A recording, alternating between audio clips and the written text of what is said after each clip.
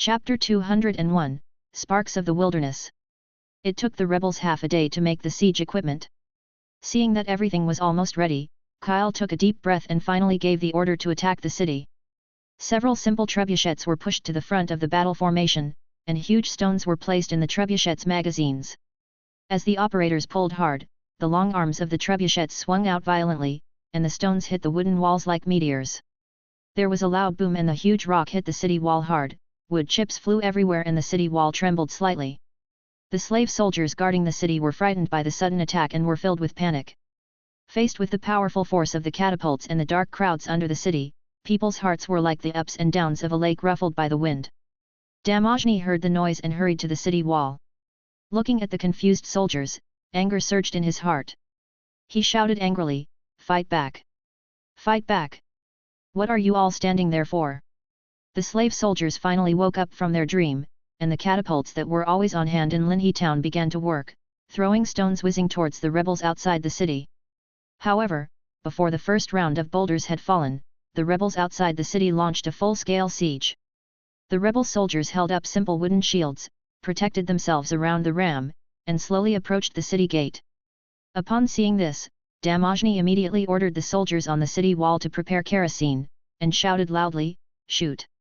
The soldiers drew their bows and shot arrows, and a rain of arrows flew towards the rebels like locusts. After several rounds of shooting, although some casualties were caused to the rebel soldiers, it did not stop the approach of the ramming car. Finally, the battering ram arrived at the city gate and began to ram it continuously. Dong dong! Dong! The huge crash echoed at the city gate like thunder, frightening the people standing on the city wall.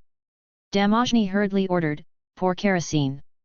The soldiers acted quickly, and the kerosene poured down, pouring heavily on the heads of the rebel soldiers. Damojny immediately threw down the torch, and a raging fire instantly broke out at the city gate. The rebel soldiers were engulfed by the fire and screamed in agony. Many soldiers threw away their burning shields and fled to the rear, but were shot and killed by the defenders on the city walls. Just as Damojny was celebrating the destruction of the rammed car, the flames at the city gate became more violent and began to ignite the city wall. Seeing this, he ordered the soldiers to fetch water to put out the fire. In the chaos, the rebels' ladders were successfully pushed under the city wall. Countless rebel soldiers took the opportunity to rush up the city wall. The slave soldiers guarding the city immediately rushed up. As soon as the two sides fought, the rebels' untrained disadvantages were revealed. Due to the narrow space on the city wall, they could not take advantage of the number of people. After suffering a large number of casualties, they were still unable to occupy the city wall and were even pushed back. At this moment, several slave soldiers came with kerosene, poured it on the ladder cart, and then shot rockets at the horrified eyes of the rebel soldiers. In a moment, the ladder truck was ignited by flames, and the rebel soldiers inside were also burned by the high temperature, and there were constant wailing and screams. The battle lasted until sunset, and the rebels chose to retreat after suffering more than 800 casualties. The defenders of Linhe town also suffered nearly half of their casualties, and both sides knew that tomorrow would determine the fate of the town. The next day, when the sky had just begun to turn pale and the sun had not yet risen, Kyle could not wait to command the catapults to attack, and then commanded the rebel soldiers to form a battle line, preparing to capture Linhe town today. Hearing the noise, Damojny immediately called on the slave soldiers to be on high alert. Suddenly, with a loud bang, the west wall collapsed. After being burned by flames and bombarded by huge rocks, this section of the wooden wall finally collapsed under the weight. The moment the city wall collapsed, dust flew everywhere and the slave soldiers panicked and fled in all directions. Damojny felt a sinking feeling in his heart when he saw this. He killed several deserters before he was able to control the situation. He then shouted, "Follow me!" and called on the soldiers to follow him to the gap. The slave soldiers hurriedly followed, their faces filled with fear and despair, and even some of them looked at Damojny with increasingly cold eyes. They looked at each other, as if they had made up their minds. Just as Damojny was about to reach the gap in the city wall, a slave soldier took advantage of his unpreparedness and stabbed him in the waist from behind. The stabbed Damojny staggered and instinctively wanted to draw his sword to fight back, but before he could touch the sword, he was stabbed by more sharp blades. Finally, he foamed at the mouth and fell down. Before he died, he heard the shouts of the rebels charging outside the city. Astapurjalal walked into the room in a hurry, came to Gavin who was sitting in a chair, and said respectfully, Your Majesty, the situation has changed after the rebels captured Linhe town. Gavin frowned slightly, stared at Jalal, and motioned him to continue. Jalal straightened up and continued to report, Your Majesty, the banks of the Worm River are the few fertile lands in Astapa that can be cultivated. There are many villages nearby and the serfs are the most concentrated. As the news of the rebels taking over the river town spread, slaves in nearby villages rebelled and joined the rebels. Now, the rebels have 20,000 soldiers and are still increasing. The scope of the rebellion is also gradually expanding, and has even affected the northern region of Astapur, which has been relatively stable before. At present, the good lords have already planned to use the Unsullied, but they have been arguing over the issue of the whip-bearer. After several days of meetings, they have not been able to make a decision. Gavin tapped his fingers lightly on the armrest of the chair and asked in a low voice, Where is Marisden's rebellion suppression army? Jalal immediately replied, Your Majesty, the anti-rebellion army has crossed the Worm River. Just 2 days after Kyle captured Linhe town, Morizdan led the anti-rebellion army to the west bank of the Worm River. However, they camped on the west bank and were not in a hurry to cross the river until yesterday, when the good lords supported them with another 3,000 slave soldiers, and they were able to cross the river.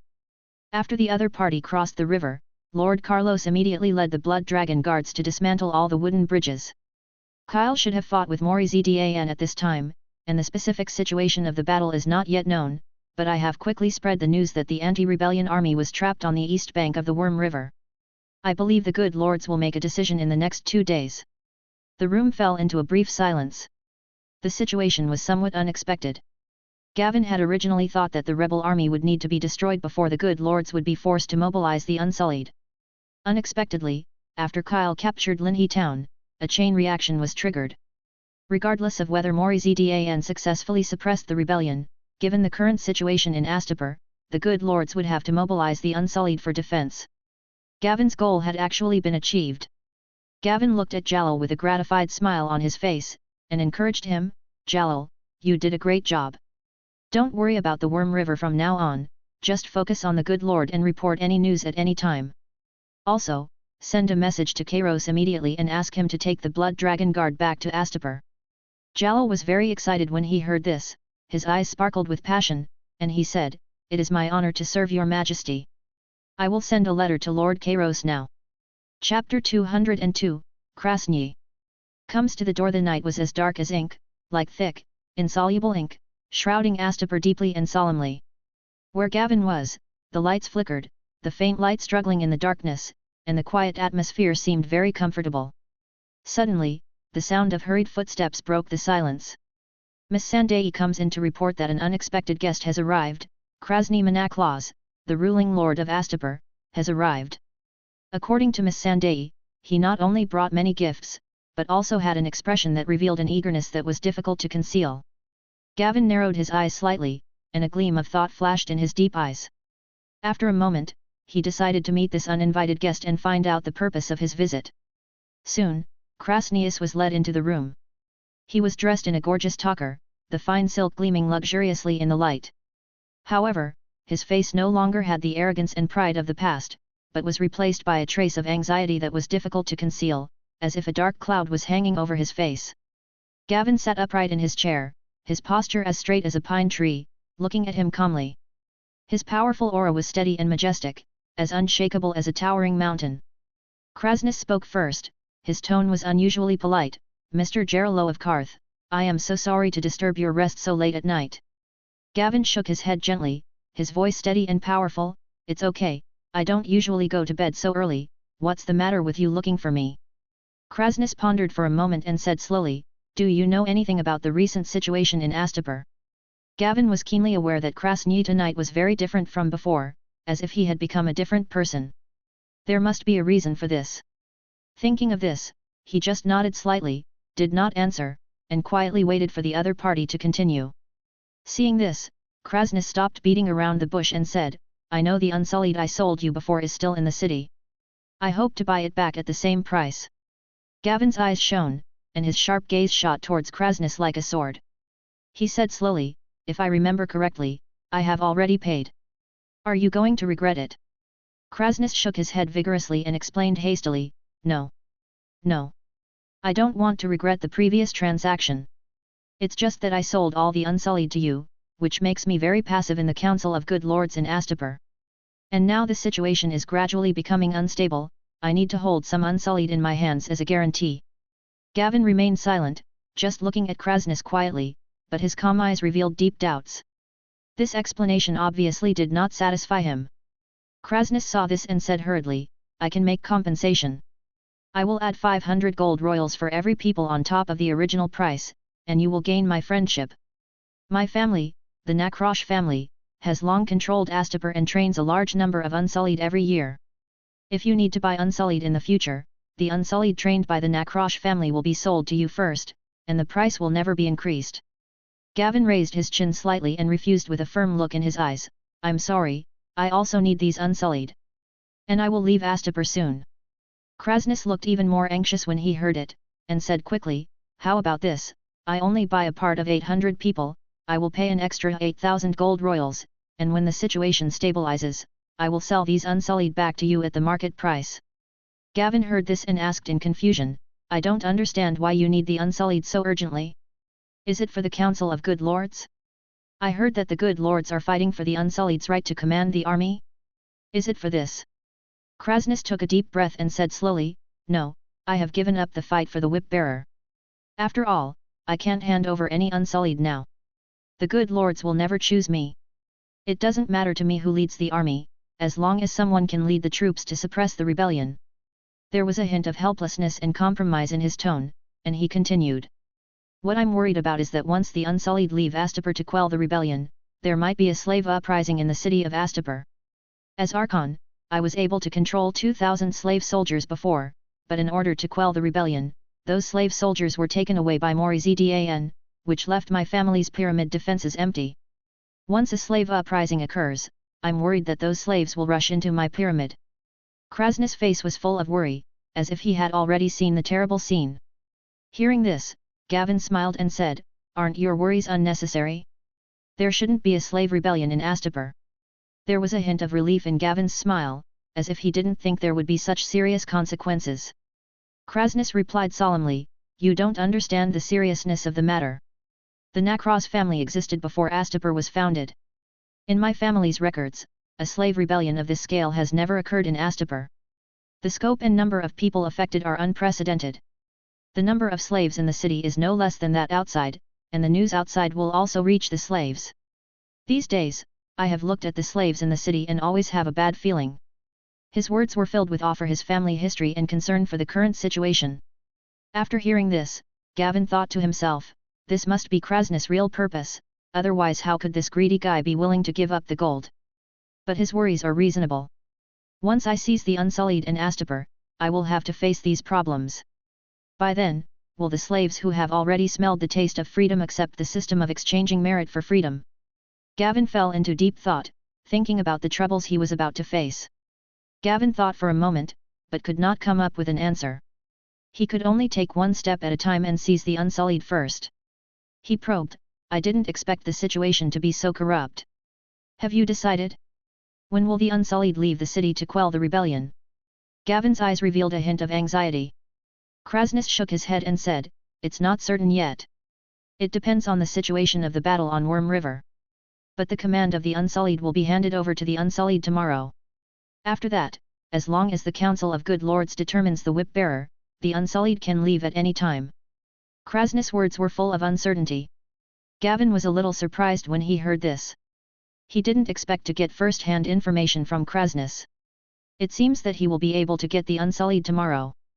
Thinking of this, Gavin pretended not to understand and continued to ask, are you here to perform the ceremony again? Will so many Unsullied be able to arrive in time tomorrow? Gavin's tone was full of curiosity. After hearing this, Krasnus sighed and explained, yes, I am the Archon and this is my responsibility. But tomorrow won't be so troublesome. The command of all the Unsullied will be transferred to a harpy whip, and it will be over before dusk. There was a hint of fatigue in Krasnus' words. Gavin smiled and said, I understand the general situation. Since you have come here in person, I agree to your deal. Let's make the deal before the Unsullied leave Astapor to quell the rebellion. Also, can I visit tomorrow's ceremony? Gavin's eyes were full of anticipation. After hearing this, Krasnus heaved a sigh of relief, a look of joy appeared on his face, and he said, "That's no problem, you can come anytime, and your suggestion is also very good. I was planning to trade after the Unsullied leave, otherwise, the Unsullied you sold to me will also be taken away. Don't worry, Mr. Garilo, we have had a deal before, you know me, Krasnus is the most honest person, once the situation stabilizes, I will return those Unsullied to you as soon as possible." Krasnus' words were full of sincerity. At this time, the atmosphere in the room eased a lot. Gavin nodded slightly and said with a smile, "Of course, I have experienced your credibility, and I am confident in the situation in Astapor. I believe you will pay me back soon." Gavin's smile was full of confidence. Chapter 203. Seizing the Whip. The next day, the sun shone lazily on the land of Astapor, but it seemed to be weakened by the pervasive atmosphere of chaos and tension, unable to dispel it. Affected by the activities of the rebels, the once bustling slave trade in the city now seems particularly depressed.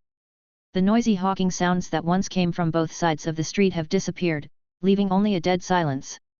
In order to avoid the serious impact of the current turmoil in Astapor on their business, many slave traders who travelled here temporarily transferred their business to Yunkai and Mirian. Gavin did not go to the punishment square early, but after a leisurely lunch, he simply tidied himself up and walked towards the punishment square with full expectations. His heart was full of excitement about getting the Unsullied. Since Kairos and most of his Blood Dragon guards had not yet returned to Astapor, Gavin was only accompanied by 6 Blood Dragon guards, but this did not affect his plan to seize the whip at all. There are also 1,800 Unsullied under Gavin's command in the city. Once they successfully seize the whip, these Unsullied will quickly control the entrance and exit of Astapor and the city's defense, blocking all chances of escape for the good lords. After a while, Gavin brought Miss Sandai, Jalal, and 6 Blood Dragon guards to the punishment square. I saw that the huge square was filled with Unsullied standing in neat rows. They were like sculptures frozen in time. Under the unreserved scorching sun, they stood upright and motionless, demonstrating an awe-inspiring discipline. Krasny on the stage was busy directing the ceremony, his figure appeared busy and focused in the sunlight. Sitting on the stands nearby were a group of benefactors whom Gavin did not know. They were supposed to be spectators of the ceremony, but at this moment they were completely focused on the argument with each other. It was obvious that they had not yet reached a consensus on the key issue of who should hold the whip, and were unable to choose one. Krasny saw Gavin from a distance and nodded slightly. Gavin also nodded in response, and then his eyes were involuntarily attracted to the harpy whip that symbolized the command of the Unsullied. Since the ceremony had not yet been completed, the whip was quietly placed on the tray in front of the stage, and no one took it, as if it was quietly waiting for its owner to arrive. Gavin only stared for a moment, then forced himself to retract his burning gaze and walk towards the stands nearby. At this moment, he only needed to wait quietly, because he knew that the moment the ceremony ended would be the perfect opportunity for him to get the whip. At Krasny's signal, several slaves quickly and carefully brought a chair for Gavin and gently placed it on the stands. Gavin sat down without hesitation, his eyes calm, like a steady mountain, quietly waiting for the ceremony to end. Gavin's timing was clever. After Krasny's busy morning, the ceremony was almost over. He did not have to wait too long. Soon, the last group of Unsullied came forward to pledge their allegiance to the whip. At this point, the command was completely handed over. Seeing this, the benefactors who had been arguing on the side finally stopped their fierce debate and walked towards the stage. Krasnus took the opportunity to say to Gavin with a smile, "Mr. Garilo, you are late. The ceremony has ended, but it doesn't matter. The ceremony itself is boring, and you have experienced it before. There is really nothing to see. Please forgive me for not being able to entertain you because I have something else to do. Today, the Council of Good Lords should decide who will bear the whip. After the ceremony, please come to my pyramid and let me show my hospitality. You have been in Astapor for so long and you haven't been to the pyramid yet, right?" Gavin's eyes were fixed on the whip on the tray, with a fiery glow in his eyes. He did not directly answer Krasny's question, but asked in return, "Can the current whip of the harpy control all the Unsullied?"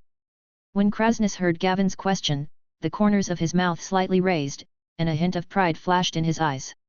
He pointed to the whip beside him and said confidently, "Of course, it can now command all the Unsullied." The Unsullied recognize the whip instead of the person. Hearing Krasnus answer, Gavin nodded gently. He slowly stood up and walked towards Krasnus with steady and calm steps. As he walked, he asked in a seemingly casual but meaningful tone. Krasnus, at this moment, you are closest to the whip. Once you hold the whip, you will control all the Unsullied. Have you never thought about becoming the whip-bearer and completely ruling Astapor? When Krasny heard Gavin's words, his body trembled slightly, and a complicated expression instantly appeared on his face. He first subconsciously looked at the whip on the tray, and there seemed to be a moment of hesitation and struggle in his eyes, and then he slowly looked at Gavin, with a hint of doubt in his eyes. Mr. Gerillo, you are joking. Krasnus spoke slowly, with a hint of helplessness in his voice. I have always followed the traditions of Astapor and never thought of ruling Astapor. But you are right. As long as you hold this whip, you can rule here immediately. This is also the reason why the Parliament has never been able to decide on a whip holder.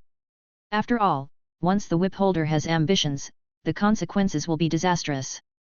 Gavin raised his lips slightly, revealing a mysterious and slightly sarcastic smile, and said, Krasnus, don't underestimate yourself. In my opinion, you are much better than those slow and indecisive council of good lords. If you control the Unsullied, you can quickly put down this rebellion with your ability. Krasny couldn't help but frown when he heard Gavin's words. He shook his head gently, revealing a hint of determination in his eyes. He said, I have given up the fight for the whip-bearer. Whoever holds the whip has nothing to do with me, and the whip-bearer is elected by the Parliament. My only hope now is to quell the slave uprising as soon as possible. Krasny looked at Gavin warily, his eyes full of doubts and vigilance, and asked, Mr. Gerillo, why did you suddenly make such a suggestion? What is your purpose? Gavin smiled gently, and that smile seemed to hide countless secrets. He said, I just think you have the ability, but since you don't want to be a whip-bearer and just want to end the rebellion, I can do it for you. Of course, the price is the whip. When Krasny heard Gavin's words, his eyes widened and his face was full of shock and disbelief. His lips began to tremble slightly, and his fingers trembled as he pointed at Gavin. His voice became sharp because of anger. Your real purpose is to snatch this whip.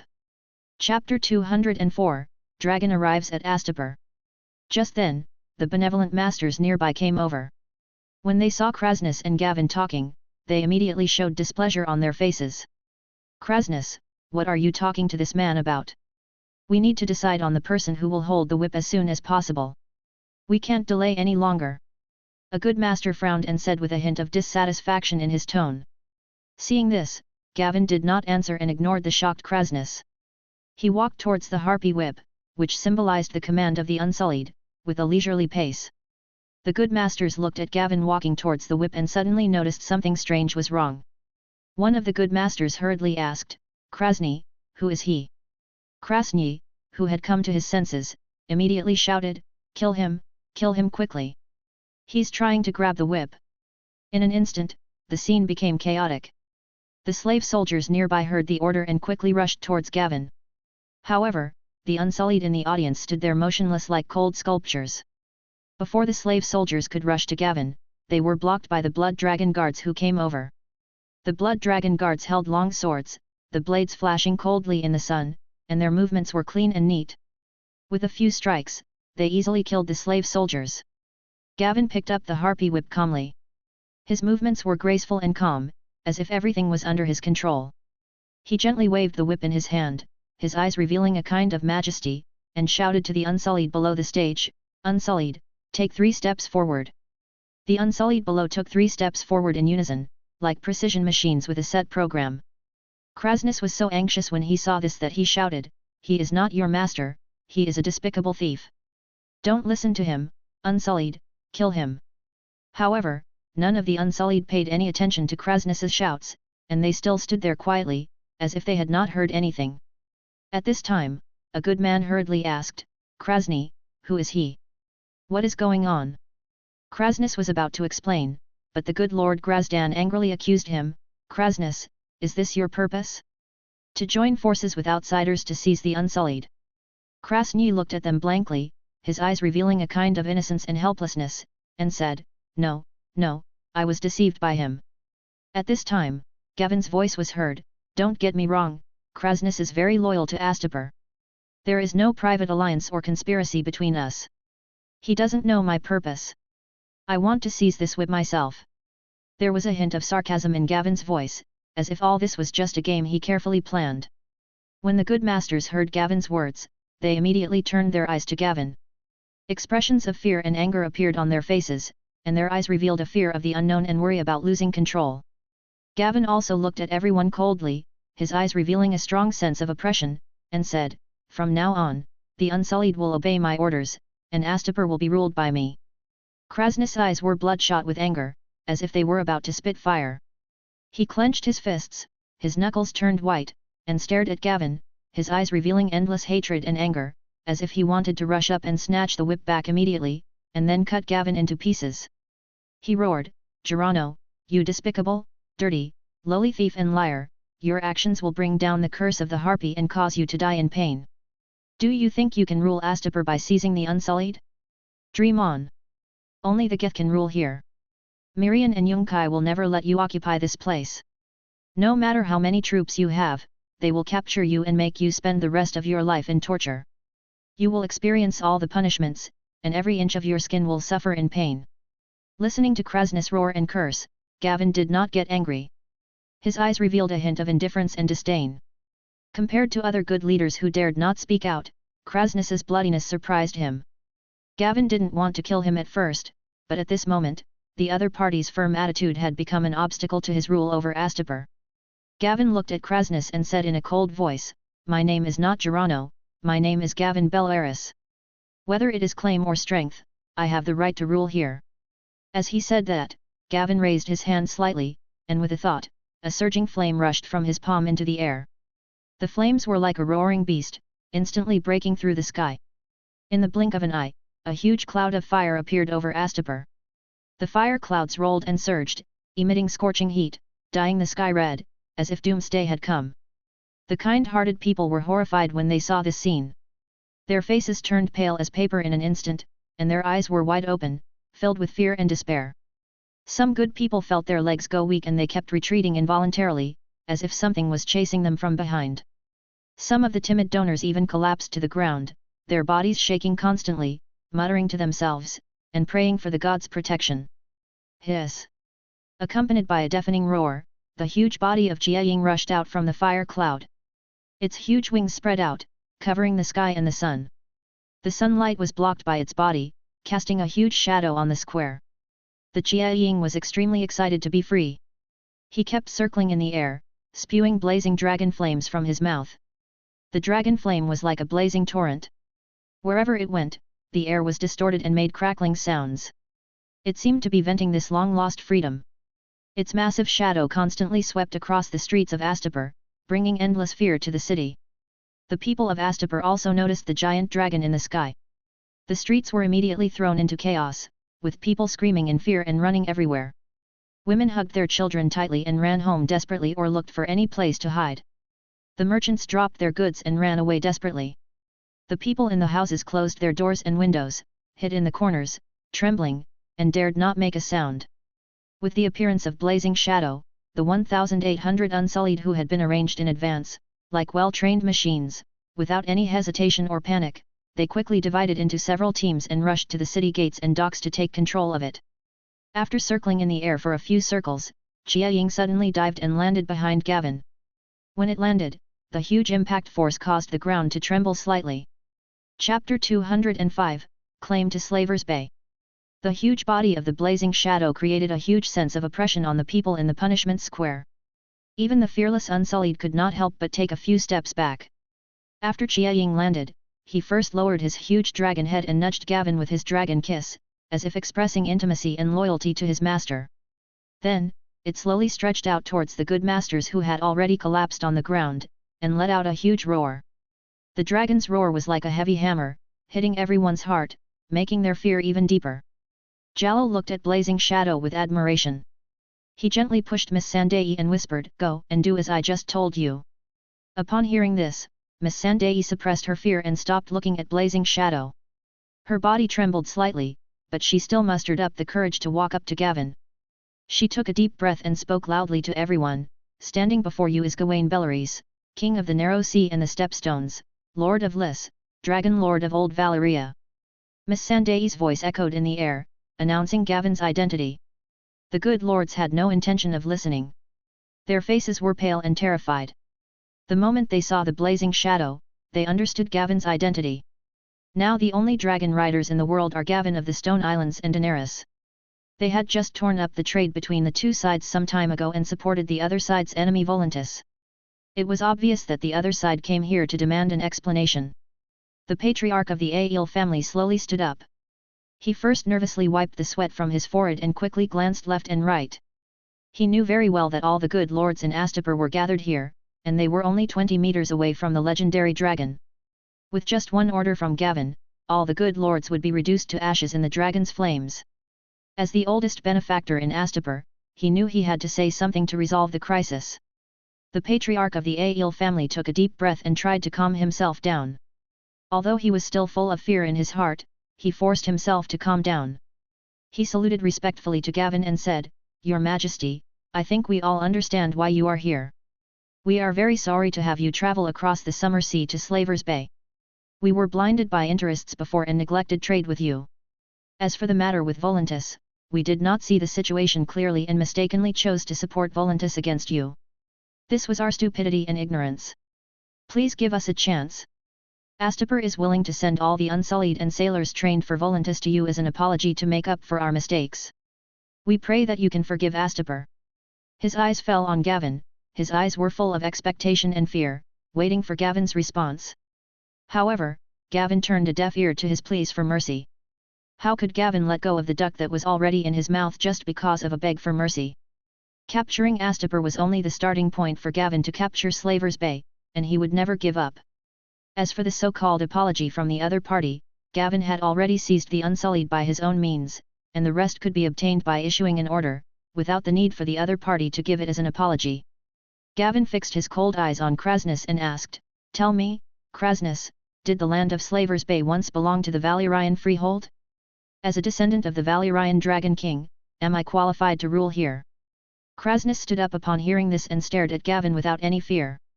He knew that Gavin was determined to seize Astapor and any plea for mercy would be useless. He sneered and said, "You are a liar who hides his head and shows his tail. You will be cursed by the Harpy, just like the Valyrian freehold seized the land of the Empire of Geese. Sooner or later, the doomsday will fall on you." When several good men nearby heard Krasnus' words, they ignored their fear and stood up to pull him, trying to stop him from angering Gavin. Gavin was not surprised when he heard this. He just said calmly, "This land once belonged to the Valyrian freehold, and even half of Essos belonged to the Dragon King of Valyria.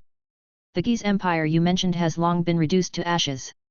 Now everyone in this land, including you, speaks Valyrian, and I am the Dragon King of ancient Valyria.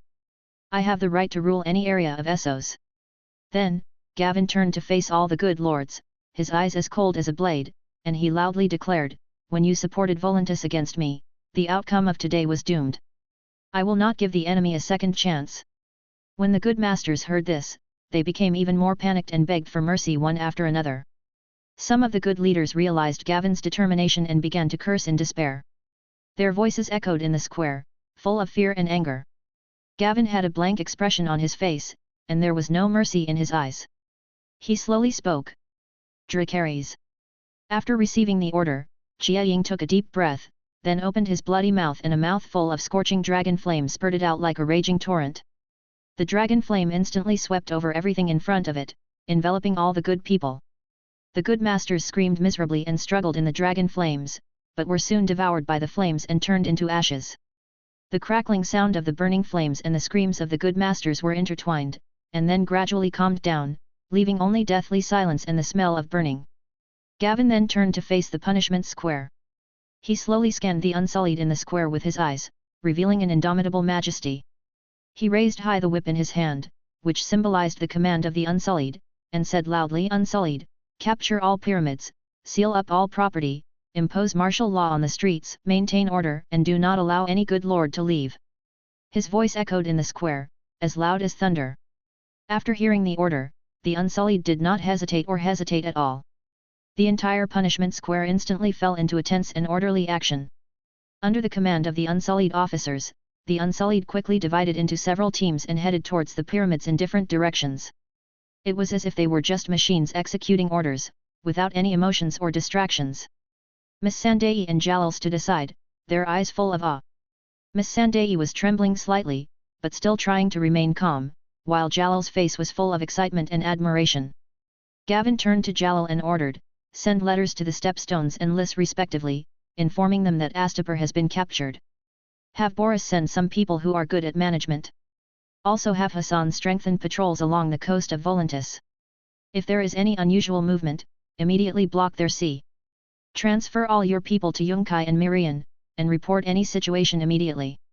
Jalal immediately bowed and said, "Yes, Your Majesty, I will arrange it right away." He left quickly with excitement. Chapter 206.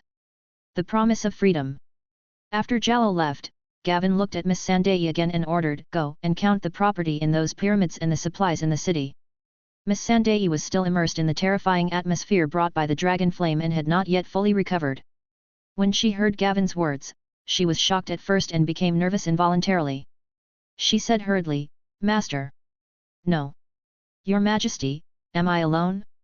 Those Unsullied will not listen to me." Her voice was trembling and nervous. Gavin smiled, handed the harpy whip in his hand to the blood dragon guard beside him, and said slowly, "These 6 blood dragon guards will stay by your side to protect you. They will carry the whips while you command the Unsullied. After all the property is counted, seal it up and wait for me to deal with it when I come back."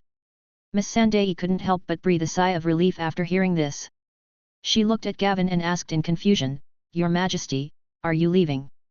Gavin nodded slightly and said, "I'm going to go to the Worm River to check the situation. You take care of this matter, and I'll give you freedom when I come back." Hearing Gavin's promise, Miss Sandai's eyes flashed with surprise. This was something she had never thought of. Freedom was so precious and yet so out of reach for her. She hurriedly said, "Your Majesty, I will definitely get this done." Although there was still some nervousness in her voice, there was more excitement. She knew this was her chance to change her destiny. Gavin nodded slightly, then turned around and jumped onto the dragon's back. Chiaying felt Gavin's order and let out a roar of excitement. Its huge wings slowly spread out, and every scale gleamed with a metallic luster under the sunlight. As its wings spread, a strong airflow surged from under its body, blowing Miss Sandai so hard that she almost couldn't stand. The blazing shadow flapped its wings hard, and in an instant, a strong wind blew up. It pushed the ground with its feet, and its entire huge body slowly left the ground. As its wings continued to flap, it rose faster and faster, and the dust on the ground was swept up, forming small whirlwinds. When the people of Astapor saw the giant dragon flying in the air again, the fear in their hearts was ignited again. The women covered their children's ears tightly, trying to block out the deafening dragon's roar. The people in the houses also closed the doors and windows, hiding in the corners, trembling with their bodies, their eyes full of despair and fear. The blazing shadow circled in the air, its huge figure blocking out the sunlight and casting a huge shadow on the entire city of Astapor. Then, it flew in the direction of the Worm River and soon disappeared from people's sight. At this time, on the east bank of the Worm River, a battle was unfolding. The shouts of both sides were earth-shaking, as if they were going to tear the entire sky apart. The rebels were like surging waves, constantly attacking the defense lines of the suppressing army. Successive victories boosted their morale. The eyes of the rebel soldiers were burning with the desire for freedom and anger against oppression. Even though they were wearing simple armor and some were even wearing only tattered cloth, they still raised their weapons and continuously attacked the enemy's defense lines. On the other hand, the slave soldiers of the rebellion suppression army were defeated by the rebels in front of Linhi town. When they learned that the wooden bridge had been demolished, their morale was low and their army was scattered. They were forced to retreat to the Worm River and were surrounded by the rebels on 3 sides. However, they were soldiers who had received formal training after all, and after losing their retreat, the rebels burst out with superb combat power in desperation. They held their spears and shields tightly in their hands, forming solid lines of defense and stubbornly resisting the attacks of the rebels. The commander of the rebel forces, Morizdan, stood on a high ground, his face full of irritation and anxiety. He had never thought that these slave riots would be so large in scale, and being defeated by these lowly slaves made him feel humiliated. He looked at the chaotic situation on the battlefield, and his heart was filled with despair. He knew that his army was in a desperate situation, but he still held out a glimmer of hope. This place was not far from Astapor. Yesterday he sent many messengers to Astapor for help. As long as he could hold on until the Unsullied arrived, he would have hope of winning. Damned slaves, when the Unsullied come, I will make you live a life worse than death." Morizdan roared angrily. His eyes were fixed on the battlefield, his hand tightly gripping the hilt of his sword, and he kept sending out messengers to direct the battle. In the rear of the rebel army, Kyle was commanding the battle with confidence. He knew that the rebel army was in a desperate situation. As long as he continued to increase the pressure on them, the enemy's slave soldiers might mutiny tonight, or even turn against their side in the battle, just like when he captured Linhe town. Seeing that one of the rebel forces in front of him was exhausted from attacking, he immediately ordered another one to step forward and replace the other side. Suddenly, a deafening roar exploded over the battlefield like thunder. At that moment, time seemed to freeze. The soldiers who were fighting stopped their actions at the same time and looked up at the sky in horror. I saw the suffocatingly huge body of Jia Ying suddenly appear above the battlefield and kept circling. The soldiers on both sides opened their eyes wide, staring blankly at the huge figure in the sky that blocked out the sun. "What is that?" a young soldier asked in a trembling voice. The weapon he had been holding tightly in his hand was now a little unsteady. The old soldier next to him was also shocked. He swallowed and said with difficulty, "This looks like a dragon. I have only heard of dragons in legends, but I didn't expect to see one today. What is going on? Is this a punishment from the gods? Look, there is someone on the dragon's back. This dragon has a knight." A cry of fear instantly burst out from a soldier's mouth, like a huge rock thrown into a calm lake, causing thousands of waves. Then, the cry spread like a plague. Shouts rang out one after another, and the entire battlefield fell into chaos. Countless soldiers laid down their weapons, knelt on the ground and prayed for the protection of the gods. "God, save us!"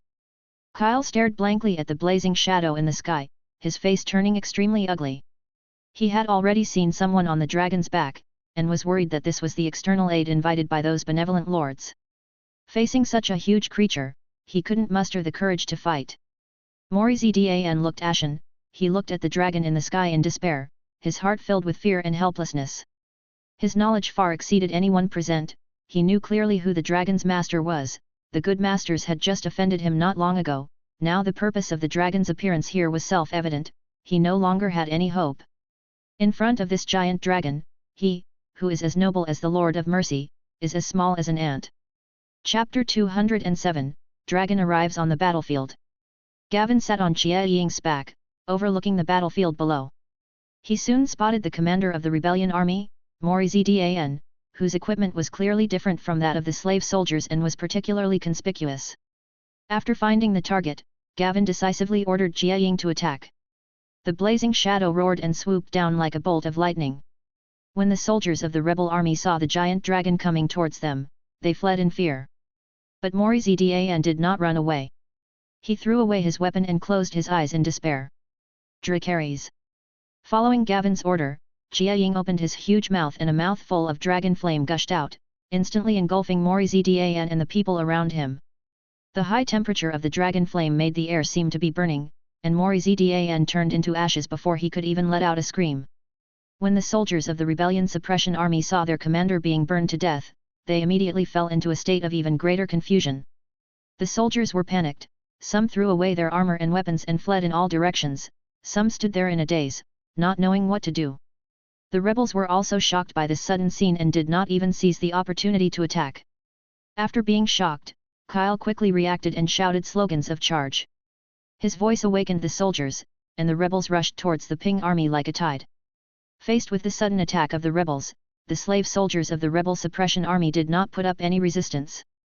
They knelt down and surrendered their weapons, and were soon completely defeated by the rebels. With the end of the battle, a brief peace returned to the Worm River. Gavin rode on Blazing Shadow and slowly landed on the edge of the battlefield. The strong wind created by Blazing Shadow's huge wings blew up the dust around him, as if a small storm had just swept through. Several rebel soldiers who were there suddenly saw the giant dragon coming and were immediately panicked. They stared with wide eyes and extreme fear on their faces, as if they had seen the end of the world. One of the soldiers instinctively turned around and tried to escape, but in his panic he lost his balance and fell to the ground. His heart was beating violently, and fear made his body stiff and unable to move. Before he could struggle to get up, the huge dragon head of Jia Ying slowly approached him. The dragon's eyes were like huge gems burning with flames, flashing a mysterious and majestic light. The soldier was so frightened that he dared not breathe, and his body was tightly pressed against the ground, as if this would make him disappear from the dragon's sight. Gavin calmly jumped off the dragon's back, his eyes revealing majesty. He walked up to the soldier and said, "Go get Kyle to come see me." When the soldier heard these words, he felt as if he had been pardoned. His body seemed to have regained strength in an instant. He stood up in a hurry, and without even having time to shake off the dust on his body, he ran towards the rear of the rebels. His steps were very fast, as if some terrible monster was chasing him. Gavin stood at the edge of the battlefield, looking calm, quietly waiting for Kyle's arrival. Time seemed to slow down at this moment, and the breeze blew gently, bringing the smell of gunpowder from the battlefield. Not long after, Gavin saw Kyle walking quickly in the distance. Kyle's eyes were filled with mixed emotions, surprise and awe. From a distance, he saw Gavin's face, and a strong shock surged in his heart. He recognized Gavin immediately. That day, he had only seen him briefly in the tent. He knew nothing about Gavin except that he was the one who helped them behind the scenes. He was just deeply impressed by Gavin's superior attitude. However, today's scene completely overturned his perception of Gavin. When Kyle got closer and clearly saw the huge blazing shadow beside Gavin, his heartbeat involuntarily quickened. His mind quickly recalled the legends about dragons. A few years ago, he heard that a dragon king brought dragons back from the ruins of Valeria. That dragon king was the lord of the Stone Archipelago. At that time, he just thought that this might be an absurd rumor. After all, dragons had become extinct, so how could they appear in the world again? But what he saw with his own eyes today made him believe that all this was true. Kyle's steps were slightly heavy, and every step seemed to be filled with endless thoughts. He stared at Gavin and blazing shadow, constantly thinking about their purpose. With the help of the dragon, if they wanted to deal with the good master, they didn't need to help these fugitives. They only needed to ride the dragon and circle over Astapor a few times to turn the place into a sea of fire. Gavin looked at Kyle who was approaching, his expression calm and majestic. Kyle stopped a few steps away from Gavin and bowed his head slightly in respect. Kyle spoke first, his voice filled with a hint of nervousness and awe. "Sir, I didn't expect to see you again today. I didn't have time to thank you for your assistance to the rebels last time we met, and now you are supporting us with a dragon. On behalf of the rebels, I thank you for your help. I don't even know your name." Gavin nodded slightly, and said in a steady tone, "My name is Gavin Belaris, the king of the Stepstones and the Narrow Sea. Astapor has been conquered by me, and most of the good lords have been executed. From now on, I will rule here. I came here to end this chaos. Slavers Bay needs a new order." Kyle's eyes widened in shock when he heard this, his face full of astonishment and surprise. He asked hurriedly, "What do you mean by order?" Gavin narrowed his eyes slightly and said, "I know what you want to ask. There are no slaves in the country I rule, but the situation in Slavers Bay is special. I don't plan to abolish slavery in Astapor at the moment. Now is not the right time. Kyle, you are a talented person. As long as you are loyal to me and lead them to fight for me, I can grant freedom to all the rebel soldiers." After hearing Gavin's words, Kyle was instantly in a dilemma. On the one hand, he was shocked by Gavin's great strength and decisive actions. Astapor was taken, most of the good leaders were executed, and the man who called himself the king of the Stepstones and the Narrow Sea showed a chilling courage. Yet, on the other hand, he felt uncomfortable pledging his loyalty to Gavin. The rebels fought to overthrow oppression and establish a free country of their own. Now they have to pledge allegiance to a new ruler, which seems to deviate from their original ideals. Moreover, he was confused and dissatisfied with Gavin's statement that there was no plan to abolish slavery in Astapor at present, and he found it difficult to accept it. Although Gavin did not explicitly state what would happen if he refused to pledge allegiance, the result was self-evident given the other party's promise to give the rebel soldiers freedom as a condition. Even if Kyle didn't want to accept the other party's conditions, with the dragon around, Kyle couldn't muster any thoughts of resistance. This was not a question of courage, it was sending those rebel brothers to their deaths. Chapter 208. Surrender and End. Kyle stood there, his eyes flickering and his expression solemn. The tangle in his heart was like an intricate web that bound him tightly.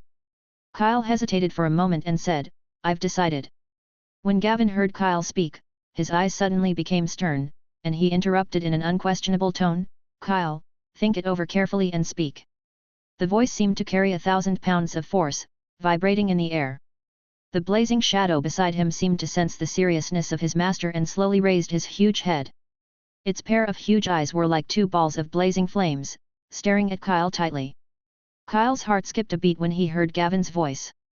Under the gaze of Jiaying, Kyle felt as if he was being stared at by an ancient beast. An indescribable fear instantly enveloped him. Kyle stood there, his body trembling slightly, his heartbeat speeding up involuntarily, and beads of sweat appearing on his forehead. He could clearly feel that every decision he made might bring unpredictable consequences. At this moment, he was standing at the crossroads of fate, and every choice he made would determine the future of the rebels. After a long while, Kyle seemed to have used up all his strength and slowly knelt on one knee. His head lowered slightly, and the stubbornness and persistence in his eyes were gradually replaced by helplessness and submission. "Your Majesty, I, Kyle, pledge my allegiance to you on behalf of the rebels." Kyle's voice was a little hoarse, with deep helplessness and compromise. As Kyle surrendered, the air around him seemed to freeze.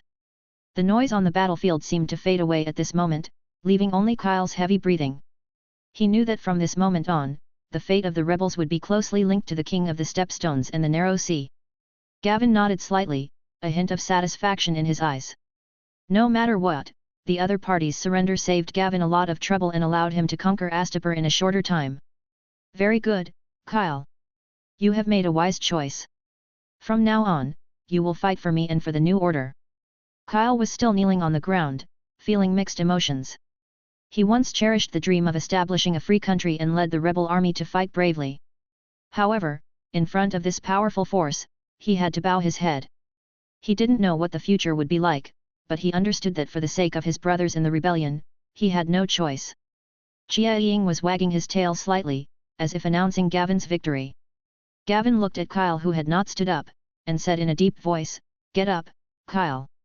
Next you will lead the rebels to control all the towns and villages in Astapor.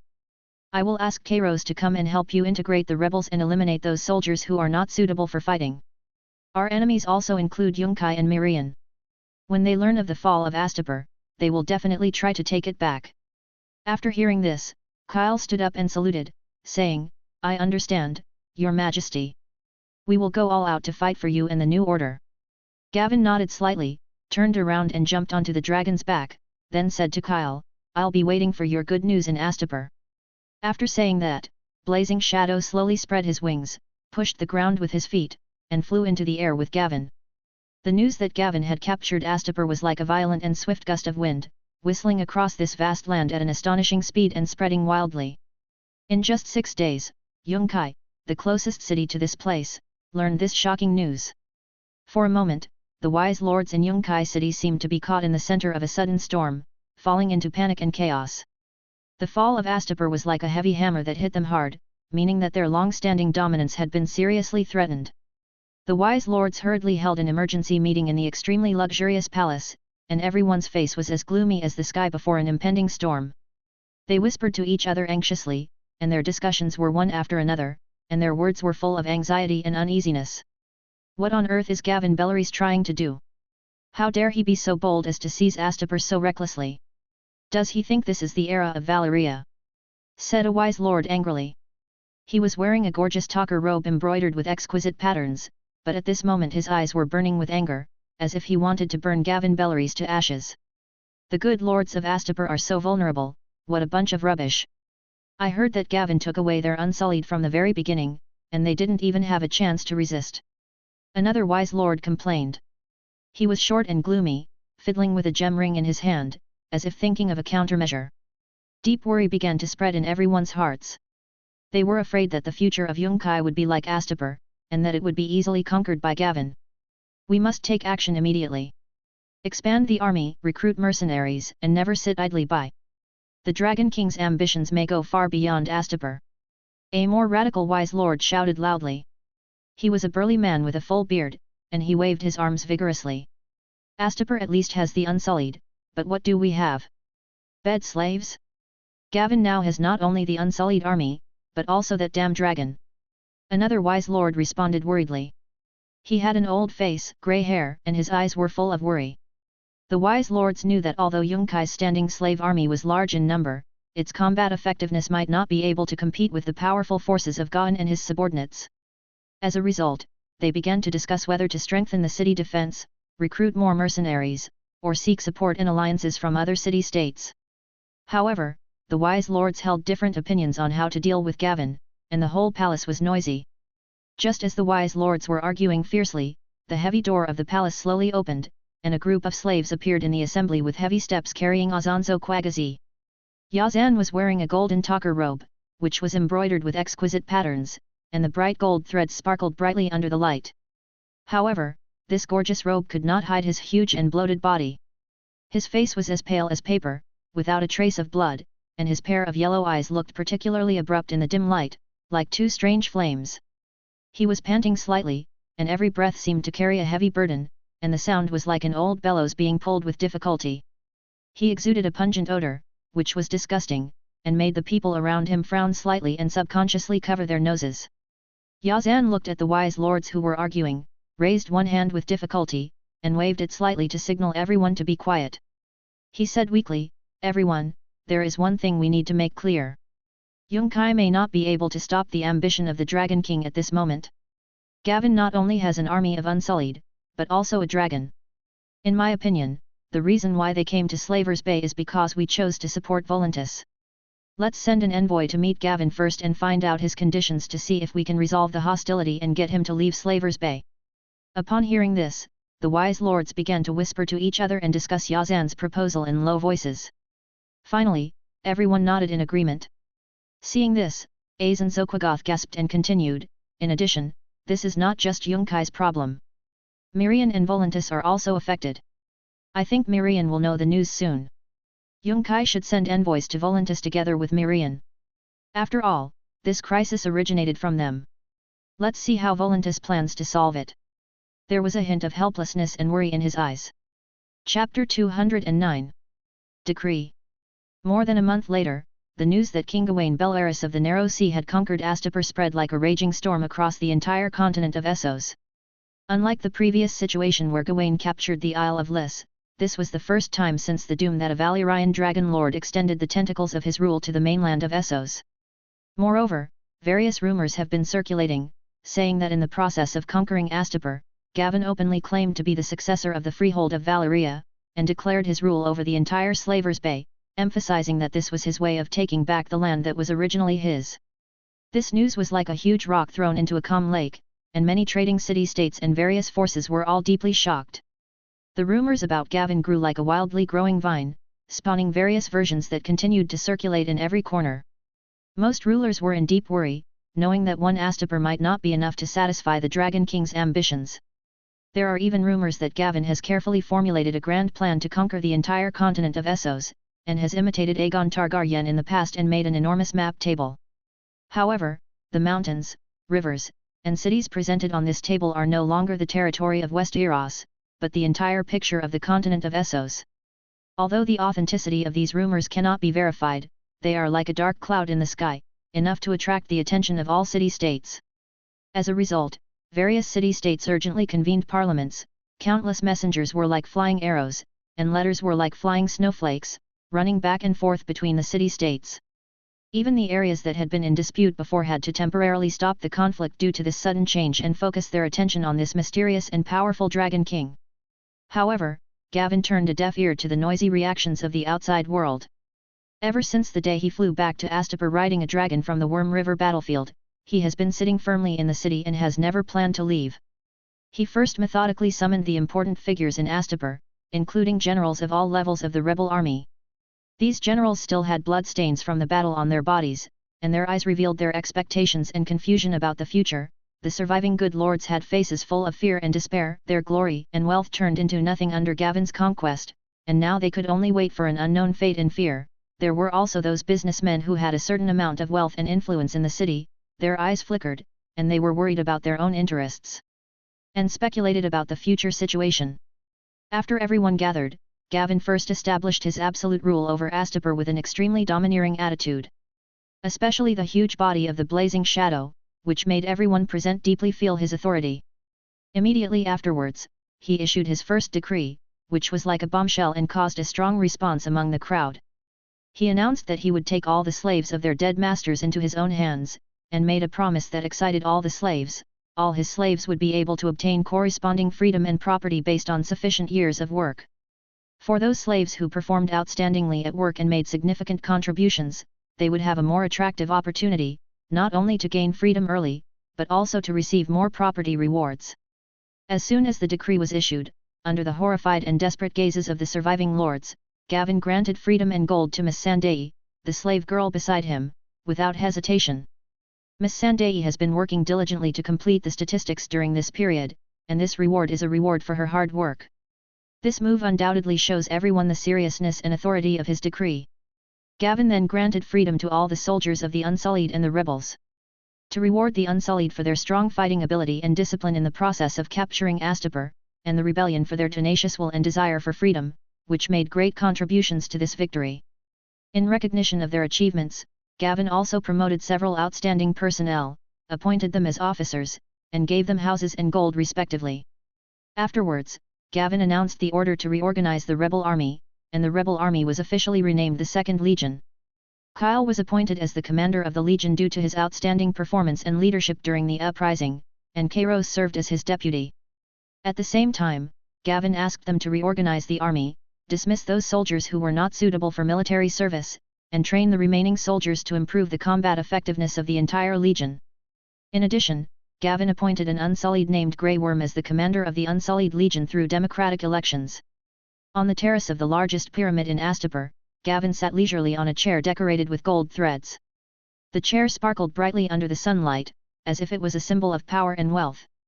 While sipping the wine in the glass, he listened attentively to Jalal's routine report. Jalal stood aside, looking respectful and focused, describing in detail the information he had just learned. Your Majesty, Khal Drogo has led his Khalasar to the disputed lands. 40,000 howling warriors have looted along the way, leaving a mess wherever they go, as if a swarm of locusts had passed through. City-states such as Mir, Tyrosh, and Volantis have simply offered generous gifts in an attempt to get the Horse King to leave their territory. The Golden Company is afraid of his edge and has retreated to Mir and dared not go out to fight. Even Volantis, which has always been known for its strength, has chosen to retreat this time and began to shrink its defense. The Tiger Cloaks have even given up part of the disputed land and chosen to temporarily avoid the edge. At present, Khal Drogo has led his Khalasar to move eastward. If he does not change direction and return to Dothraki on the way, we guess that Drogo's target is likely to be Slavers Bay or Alhazareen. Gavin gently took a sip of the wine in the glass, the rich aroma spreading in his mouth. He narrowed his eyes slightly and sighed. The rulers of the free cities gave gifts to the Dothraki, just to spend some money to avoid war. It's just that Volantis has always been tough on the Dothraki, but this time they backed down. Jalal smiled and said, Your Majesty, facing 40,000 Dothraki cavalry, Volantis would have had some concerns in the past, and now they dare not face the Dothraki directly. I guess Volantis intends to retain its strength to deal with you, Your Majesty. Commander Hassan has already blocked all of Volantis' sea routes with the Stepstone Islands fleet. After you conquered Astapor, Volantis did not send an envoy, and it is obvious that they still intend to tear up the agreement. The Tiger Cloak army should be ready to go to war with us. Gavin nodded slightly, agreeing with Jalal's guess. His eyes revealed a trace of deep thought, and he continued to ask, what is the current situation in Mirian and Yunkai? Since the news of your conquest of Astapor came out, the two city-states seem to have different opinions. Yunkai advocated giving gifts in exchange for Astapor. Although Mirian agreed to this approach on the surface, Mirian has been expanding its army during this period. They have successively hired the Second Sons and the Stormcrows. I also received intelligence that Mirian sent people to contact Harry Strickland, the leader of Mir's Golden Company, and planned to sign a contract with him. It is not clear how the discussions between the two sides are going, but now that the Dothraki have not left the disputed land, I guess Mir will definitely block this matter. After all, they themselves are also facing threats. Jalal answered without hesitation. Hearing this, Gavin couldn't help but think in his heart that John Connington and the so-called Little Aegon are still hiding in the Golden Company, and the key to Varys and Illyrio's plan to support Aegon is the Golden Company. As Gavin successively captured Dragonstone and took control of the Narrow Sea, his strength continued to grow like a snowball. If Varys and Illyrio don't want their plan to fail, they must show their favor to Gavin. After all, no matter how powerful and large the Golden Group is, without Gavin's nod, they can't even cross the Narrow Sea. Varys and Illyrio are not aware that Gavin knows everything, and they will most likely use lies and conspiracies to gain Gavin's trust first. Thinking of this, Gavin was looking forward to the Golden Company coming to Mirian. Then he would definitely use Dragon Flame to test whether Aegon was a real dragon. Now Gavin was too lazy to play any power games with the two conspirators, so he decided to directly eliminate the root of their plan. As for the Golden Group, if we can recruit them for our own use, then recruit them. If we can't, then we will completely destroy them. Seeing Gavin deep in thought, Jalal stood quietly by his side, not daring to disturb him. After seeing Gavin finish his glass, he respectfully filled it up and said slowly, "Your Majesty, the ship from the Stepstone Islands is expected to arrive in Astapor tomorrow. Lord Boris sent a letter saying that he personally selected 30 capable officials to be stationed here. I hope these officials will assist Your Majesty in better managing Astapor. The delegation sent by Yunkai and Mirian is only 2 days away from Astapor. The caravan is very large and should have brought a lot of gifts. The main envoy is called Grazdan Moraz, a wise lord of Yunkai. He has great influence in Yunkai." Gavin thought briefly, a hint of determination flashed in his eyes, and he ordered, "Write back to Boris. He did a good job, but the people are not enough. We are going to conquer Yunkai and Mirian next. Let Boris send some more people. Also notify them that I will hold a banquet to receive my subjects. As for the envoys from Mirian and Yunkai, you go to receive them. Arrange for them to stay first and test their background. I will meet them when the time is right." "Yes, Your Majesty, I will arrange it myself," Jalal replied with a bow. Gavin then stood up and drank the wine in the glass. He then slowly walked to the railing of the terrace and looked down at the city below. The location here is excellent, overlooking the entire Astapor. Now, Gavin's military strength in Slavers Bay has exceeded the combined strength of Yunkai and Mirian. The most powerful Unsullied Legion has 10,000 men. They are disciplined and well-trained, and are the strongest legion under Gavin. After the reorganization, the 2nd Legion had 10,000 infantry and 2,000 cavalry. The cavalry was composed of Astapor's original slave soldiers. These soldiers were originally cavalrymen and could directly form combat power without further training. As for the remaining 10,000 infantry, half of them were trained slave soldiers and the other half were original rebels. They were all veterans who had fought on the battlefield and had been integrated almost completely during this period. Their combat effectiveness was far stronger than that of the armies of Yunkai and Mirian. Gavin planned that once the officials of the Stepstones were firmly established in Astapor, he would cut the Gordian knot and lead his army directly to conquer Slavers Bay and bring this land completely under his rule. 2 days later, the heavy and ancient gate of Astapor slowly opened with a dull creaking sound, as if the city was sighing heavily. Grazdan Moraz, the wise lord of Yunkai, led the delegation with a slightly solemn expression and slowly drove into this city full of unknowns. The sunlight shone on them unreservedly, and the bright light seemed to be trying to penetrate the haze deep in their hearts, but it was in vain. There was a complex expression on the faces of all the members of the delegation, a mixture of fear of the unknown and anticipation for this mission. Jalal was already waiting here, standing tall and straight, in a well-tailored suit, the texture and color of the fabric revealing a kind of low-key luxury. He had a gentle smile on his face, and the enthusiasm and politeness in his eyes seemed to dispel the tense atmosphere around them. "Welcome to Astapor, Lord Grazdan Moraz, you have worked hard on the journey. My name is Jalal, and I work for His Majesty. I have been ordered to come here to receive you." Jalal bowed slightly and saluted in an extremely polite and elegant manner. His fluent Valyrian echoed clearly in the air. Grazdan Moraz looked at Jalal calmly, thinking to himself, "This man must be Jalal. I heard that he is Gavin's intelligence chief in Astapor, responsible for a lot of confidential intelligence. It seems that I have to be extra cautious in what I say and not reveal any flaws." A seemingly sincere smile immediately appeared on his face, and he responded, "Thank you for your welcome, Lord Jalal. It is my great honor to come to meet the noble Dragon King. It is just a short journey, not hard at all."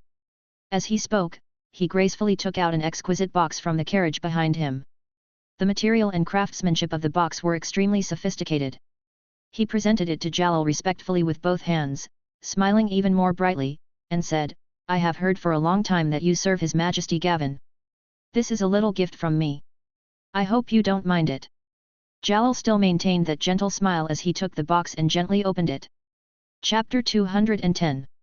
The Sincerity of the Wise Lords. I saw that it was filled with various colorful gems, which reflected colorful light under the sun, which was dazzling. Jalal carefully put away the box and responded, I like your gift very much. You must be exhausted after the long journey. I have prepared food and shelter for you. Please follow me. As he spoke, he made an elegant invitation gesture. Seeing Jalal gladly accept the gift, Glazdan Moraz's smile became even more intense. He bowed slightly again and said in a more enthusiastic tone, Then I'll trouble you. Jalal led the delegation slowly through the streets. Along the way, the two chatted cordially as if they were close friends of many years.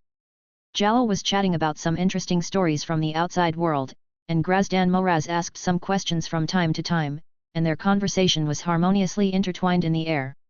At this moment, a loud and heart-shaking dragon roar suddenly came from the sky.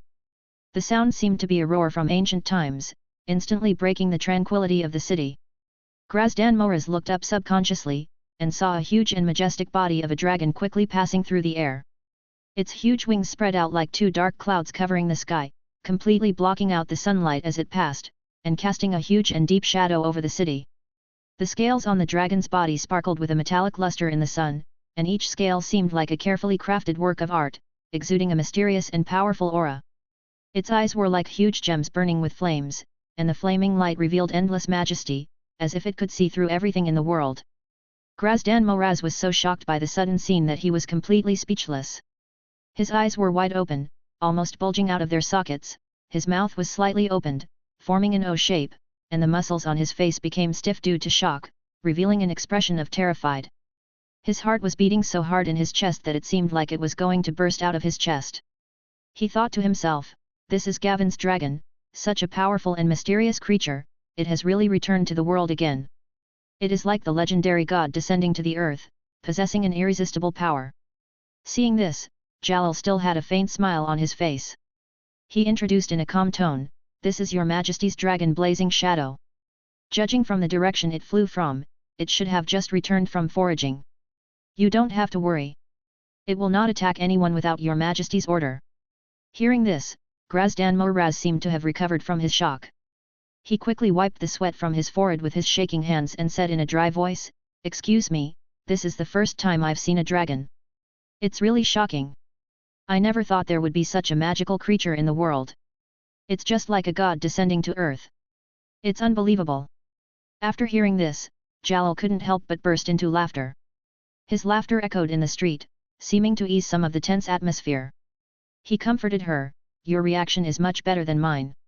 To be honest, when I first saw a dragon, I was terrified. Many texts describe the Valyrian Dragon King as the one closest to God. It was not until I saw a dragon with my own eyes that I realized that those texts were true. Glazdan Moraz nodded with deep feeling and sighed, Yes, we always half believed and half doubted the descriptions in those documents before, just because we had never seen them with our own eyes. I can't imagine how glorious the Valyrian freehold was in the past. The documents record that there were 1,000 dragons there. Hearing the other party mention the literature, Jalal immediately became interested, and the two discussed the history and legends of Valyria along the way, and the atmosphere became more harmonious. After a while, Jalal led the delegation to a small pyramid. At the entrance of the pyramid, a team of Unsullied stood there quietly like sculptures. Their eyes were empty and indifferent, giving people a chilling feeling. This is the accommodation prepared for you and the delegation. I hope you will be satisfied, said Jalal. Thank you very much for your thoughtful arrangement. Glazdan Moraz nodded in thanks. Jalal continued, For your safety, I have also arranged a team of Unsullied to guard here. Glazdan Moraz knew in his heart that this so-called guarding was actually surveillance and control. Although he was a little unhappy in his heart, he still kept a smile on his face. He just nodded slightly and said, You are very thoughtful. After everything was arranged, Glazdan Moraz asked, Lord Jalal, when can I meet His Majesty Gavin? While walking through the city just now, Glazdan Moraz took the opportunity to observe Astapor. He found that the scene in the city was completely different from the chaos and desolation he had imagined. The streets are clean and tidy, people are busy in an orderly manner, and various shops and stalls are arranged in an orderly manner. He secretly guessed in his heart that Gavin obviously had no intention of leaving Astapor, otherwise he would not have managed the city so carefully. He was eager to meet Gavin as soon as possible to confirm his thoughts. Jalal showed a trace of apology on his face and said, Your Majesty is busy with government affairs and cannot summon you for the time being. Please wait here for a while. Once your majesty is free, I will notify you as soon as possible. Glazdan Moraz felt helpless. As an envoy who frequently went on diplomatic missions to other city-states, he knew very well that it was undoubtedly a humiliation for an envoy to arrive but not be received. But he didn't dare to get angry, so he could only suppress his dissatisfaction and said with a smile, "It doesn't matter, your majesty, government affairs are more important, I will wait patiently." The night was like a huge, thick, black ink stain, pouring down from the sky and covering the entire Astapur. The city, which was bustling and noisy during the day, finally fell into silence, as if an invisible hand had pressed the mute button. In a dimly lit room, Jalal was respectfully reporting the delegation's situation to Gavin in detail. "Your Majesty." Jalal's voice was steady and clear. "I have carefully checked the intelligence sent from Yunkai and Mirian, and the number of people in the delegation is exactly right. On their way here, no one was found to leave or join. Since the delegation entered the residence, no one has left.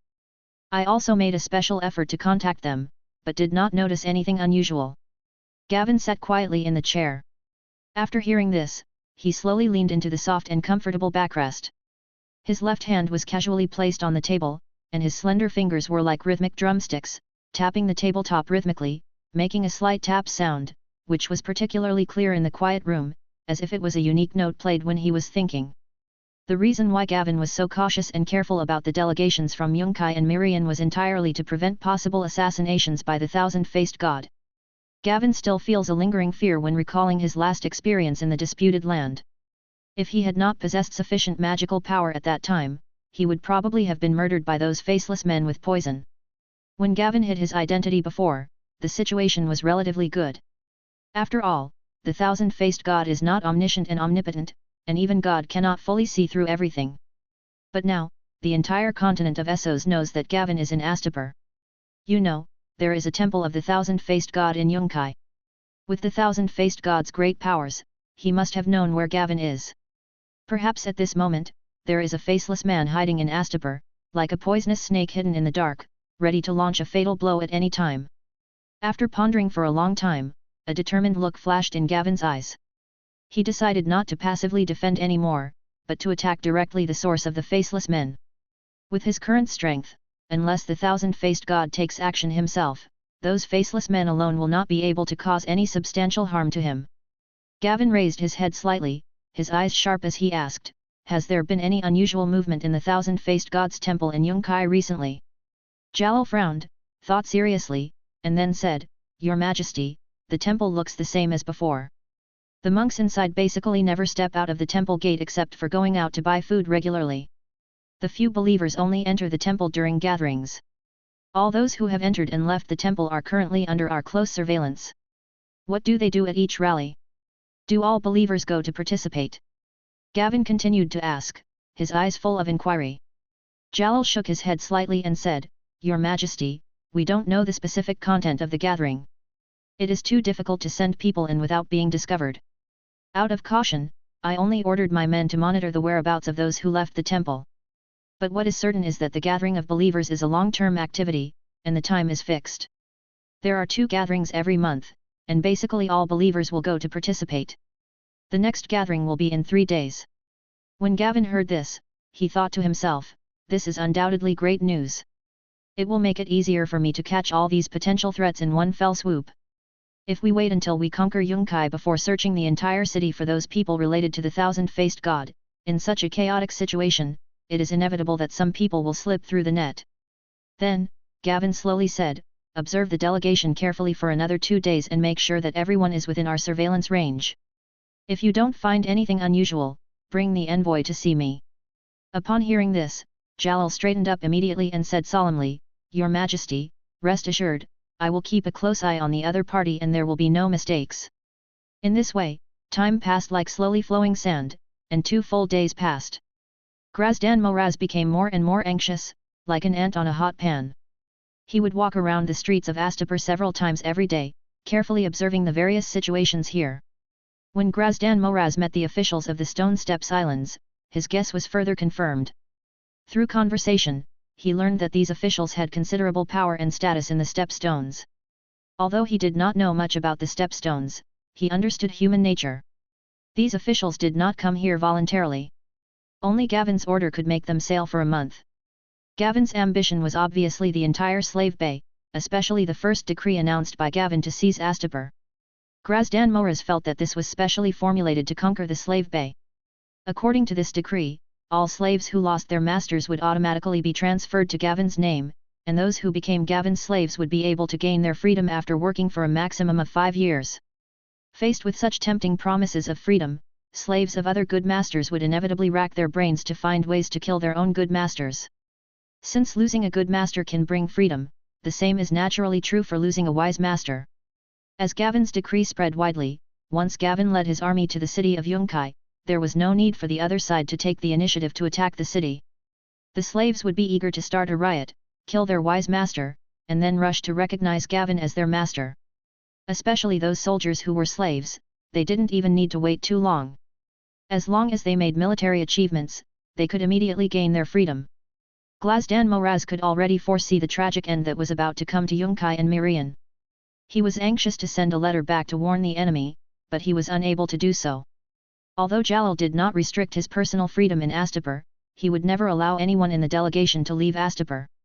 Grazdan Moraz was eager to meet Gavin as soon as possible. Although he no longer had any hope of achieving the purpose of his mission, as long as he could meet Gavin as soon as possible, he could leave Astapor, which made him extremely anxious, as soon as possible. Yunkai is not like Mirian. Up to now, Yunkai has not made any preparations for war. Just as Grazdan Moraz was becoming more and more desperate, Jalal finally appeared again. Lord Grazdan Moraz, His Majesty has summoned you, Jalal said calmly. Grazdan Moraz couldn't help but feel delighted.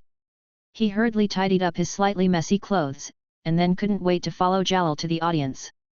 Inside the main hall of the largest pyramid in Astapor, the heavy door slowly opened, making a dull sound, like the sigh of an ancient giant beast. Grazdan Moraz stepped into the hall, followed closely by 10 slaves carrying heavy boxes. As he walked into the hall, he saw the rows of Unsullied standing like sculptures on both sides, as well as the blood dragon guards emitting a mysterious aura in front of the throne, and his heart couldn't help but shudder. Then he saw Gavin sitting on the throne. Chapter 211. Domineering. Grazdan Moraz's eyes were involuntarily drawn to Gavin on the throne. Gavin was not wearing any gorgeous clothes, nor did he wear a crown on his head, but his eyes revealed an innate majesty and calm demeanor, as if he was the god who was high above and in control of everything in the world, and could make all living beings submit with just a glance. Grazdan Moraz bowed slightly and his unique voice rang out in the empty hall, Your Majesty, my name is Grazdan Moraz, one of the wise lords of Yunkai. On behalf of the wise lords of Yunkai and Mirian, I pay you my highest respects. He paused, a hint of barely perceptible worry in his eyes, and then said, Your Majesty, we are deeply concerned about the current situation in Astapor. With a sincere attitude, we hope to discuss the issue of Astapor's ownership with you. Gavin sat on the throne, his eyes as cold as the snow on the ice peak, and he looked at Grazdan Moraz quietly. Grazdan Moraz had a lean and strong figure, and his hair was carefully combed upwards to form the shape of a unicorn's horn, protruding high upwards, full of unique exotic style. The tassels on his talker robe were made of golden Myrish lace. The golden tassels swayed gently with his movements, like flowing golden streams, exuding a luxurious atmosphere. Seeing the other person's appearance, Gavin guessed who the other person was. Grazdan Moraz was an influential wise lord in Yunkai. In the original drama, he came to meet Daenerys as an envoy from Yunkai. At that time, he tried to bribe Daenerys with 50,000 gold marks to persuade her to withdraw her troops from Yunkai, but was rejected by Daenerys. Not only that, his robe was burned by the dragon fire spewed by Drogon. Later, it was he who went to Volantis and persuaded the 3 Archons to declare war on Daenerys and successfully besieged Mirian. Gavin's eyes slowly turned to the box behind Grazdan Moraz, and he couldn't help wondering if it also contained 50,000 gold marks like before. However, judging by the size and weight of the box, it seemed that there should be more gold coins inside. After all, Gavin's blazing shadow was much more powerful than Daenerys' 3 young dragons. If they wanted to get rid of him, I'm afraid these wise lords would have to show more sincerity. Gavin collected his somewhat chaotic thoughts and slowly said, Messenger, just speak frankly. I have successfully conquered Astapor. What are Yunkai and Mirian's plans? Grazdan Moraz cleared his throat, as if he mustered up great courage, and continued, Your Majesty, we hope with the utmost sincerity that you can stop your rule in Astapor, return it to the good masters, and restore the previous order. To express our gratitude, we will give you 200,000 gold marks." As he spoke, the slave behind him walked forward very tactfully and slowly opened the box. In an instant, countless golden coins came into view. The full box of gold coins exuded an attractive luster, as if silently telling the power of wealth. Seeing this, Gavin raised the corners of his mouth slightly, revealing a sarcastic smile. Obviously, these wise rulers regarded him as someone who could be dismissed with gold, just like the Horse King. After showing the gold, Grazdan Moraz pretended not to notice Gavin's mocking expression and continued, "Your Majesty, in addition to this, all the slaves and gold you obtained in Astapor belong to you, including the 10,000 unsullied. You can take them back to the Stepstone Islands, and we will prepare a fleet for your transportation." As he spoke, he bowed respectfully again, with a serious expression, and said solemnly, "Your Majesty, we know why you came to Slavers Bay. On behalf of the wise lords of Yunkai and Mirian, I sincerely apologize to you for supporting Volantis in the 3 cities of Slavers Bay. As an apology, we will give you all the warships we have built and the slaves who built them. In addition, apart from normal trade, we will never cooperate with Volantis in any form in the future. In addition, we will exempt all merchant ships of the Stepstones from taxes, and the Stepstones will enjoy priority in all trade activities." Gavin slowly stood up and walked to Grazdan Moraz with steady steps, his eyes revealing undisguised disdain. In today's Slave Bay, there is no force that can stop Gavin's conquest. Gavin has an overwhelming advantage in the military. He had been forced to delay for a month in order to obtain the Unsullied. He was already a little impatient. He wanted to resolve the matter here as soon as possible so that he could go back and deal with West Eros. Gavin then said slowly, "The conditions you proposed seem to be somewhat sincere, but your ideas are too naive. I will not easily forgive any hostile behavior, and I have made up my mind to completely conquer Slaver Bay. All you can do now is to submit to me. Anyone who dares not to submit will be deprived of everything or even executed.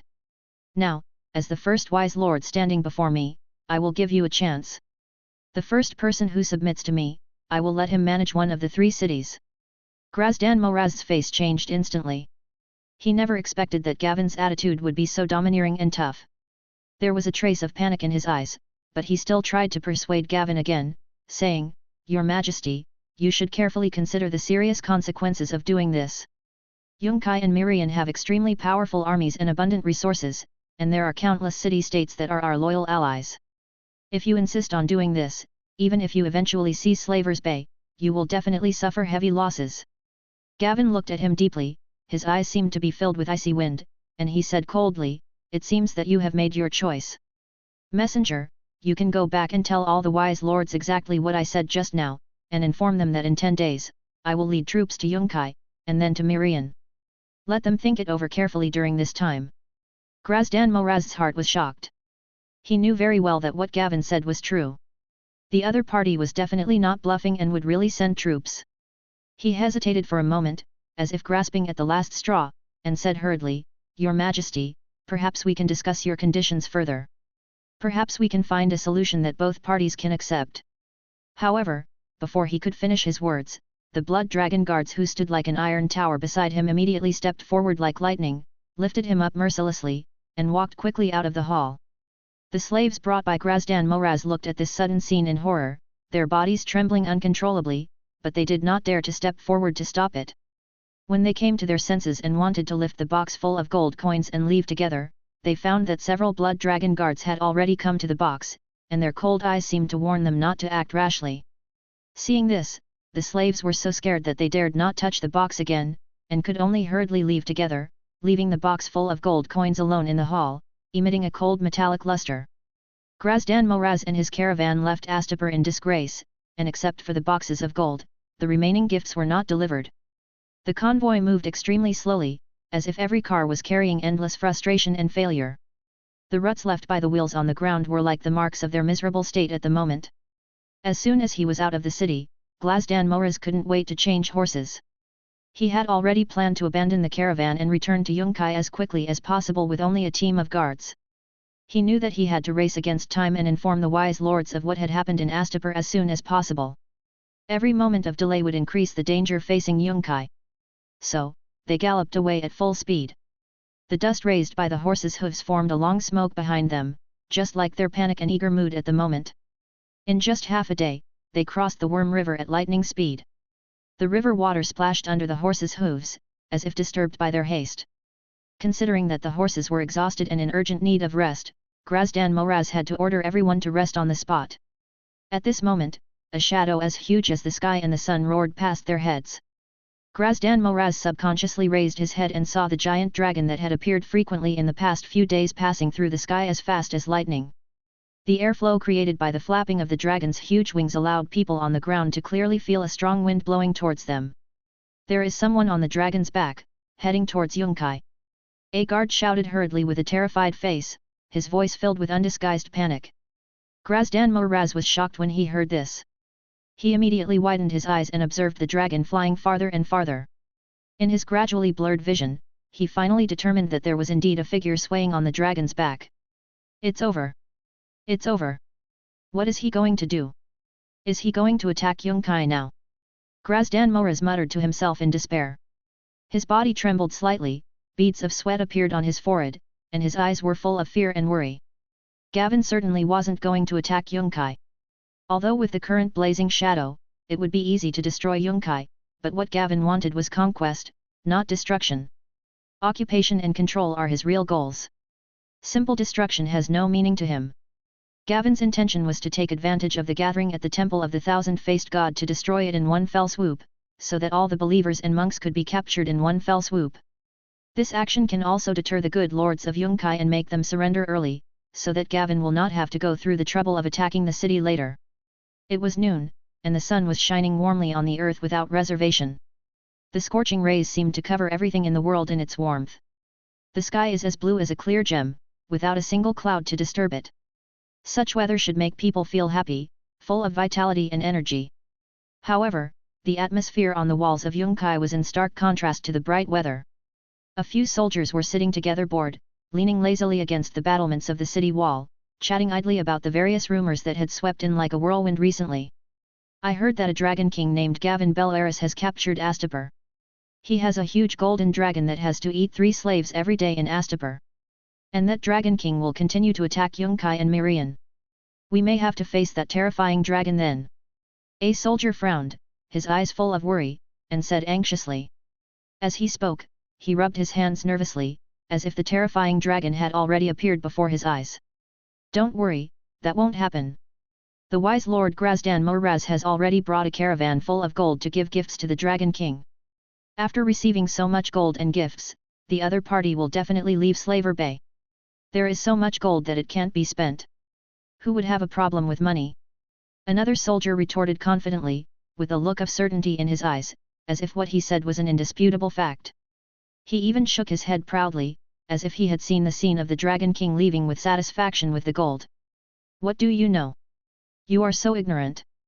Those masters have no shortage of gold, especially the Dragon King. Now all the gold of Astapor belongs to him alone.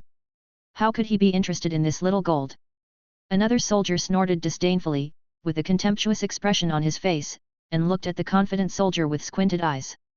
At this time, a slave soldier looked around cautiously like a frightened deer, and when he saw that no one was paying attention, he whispered, I heard that after the Dragon King captured Astapor, he killed many good masters and took away their slaves.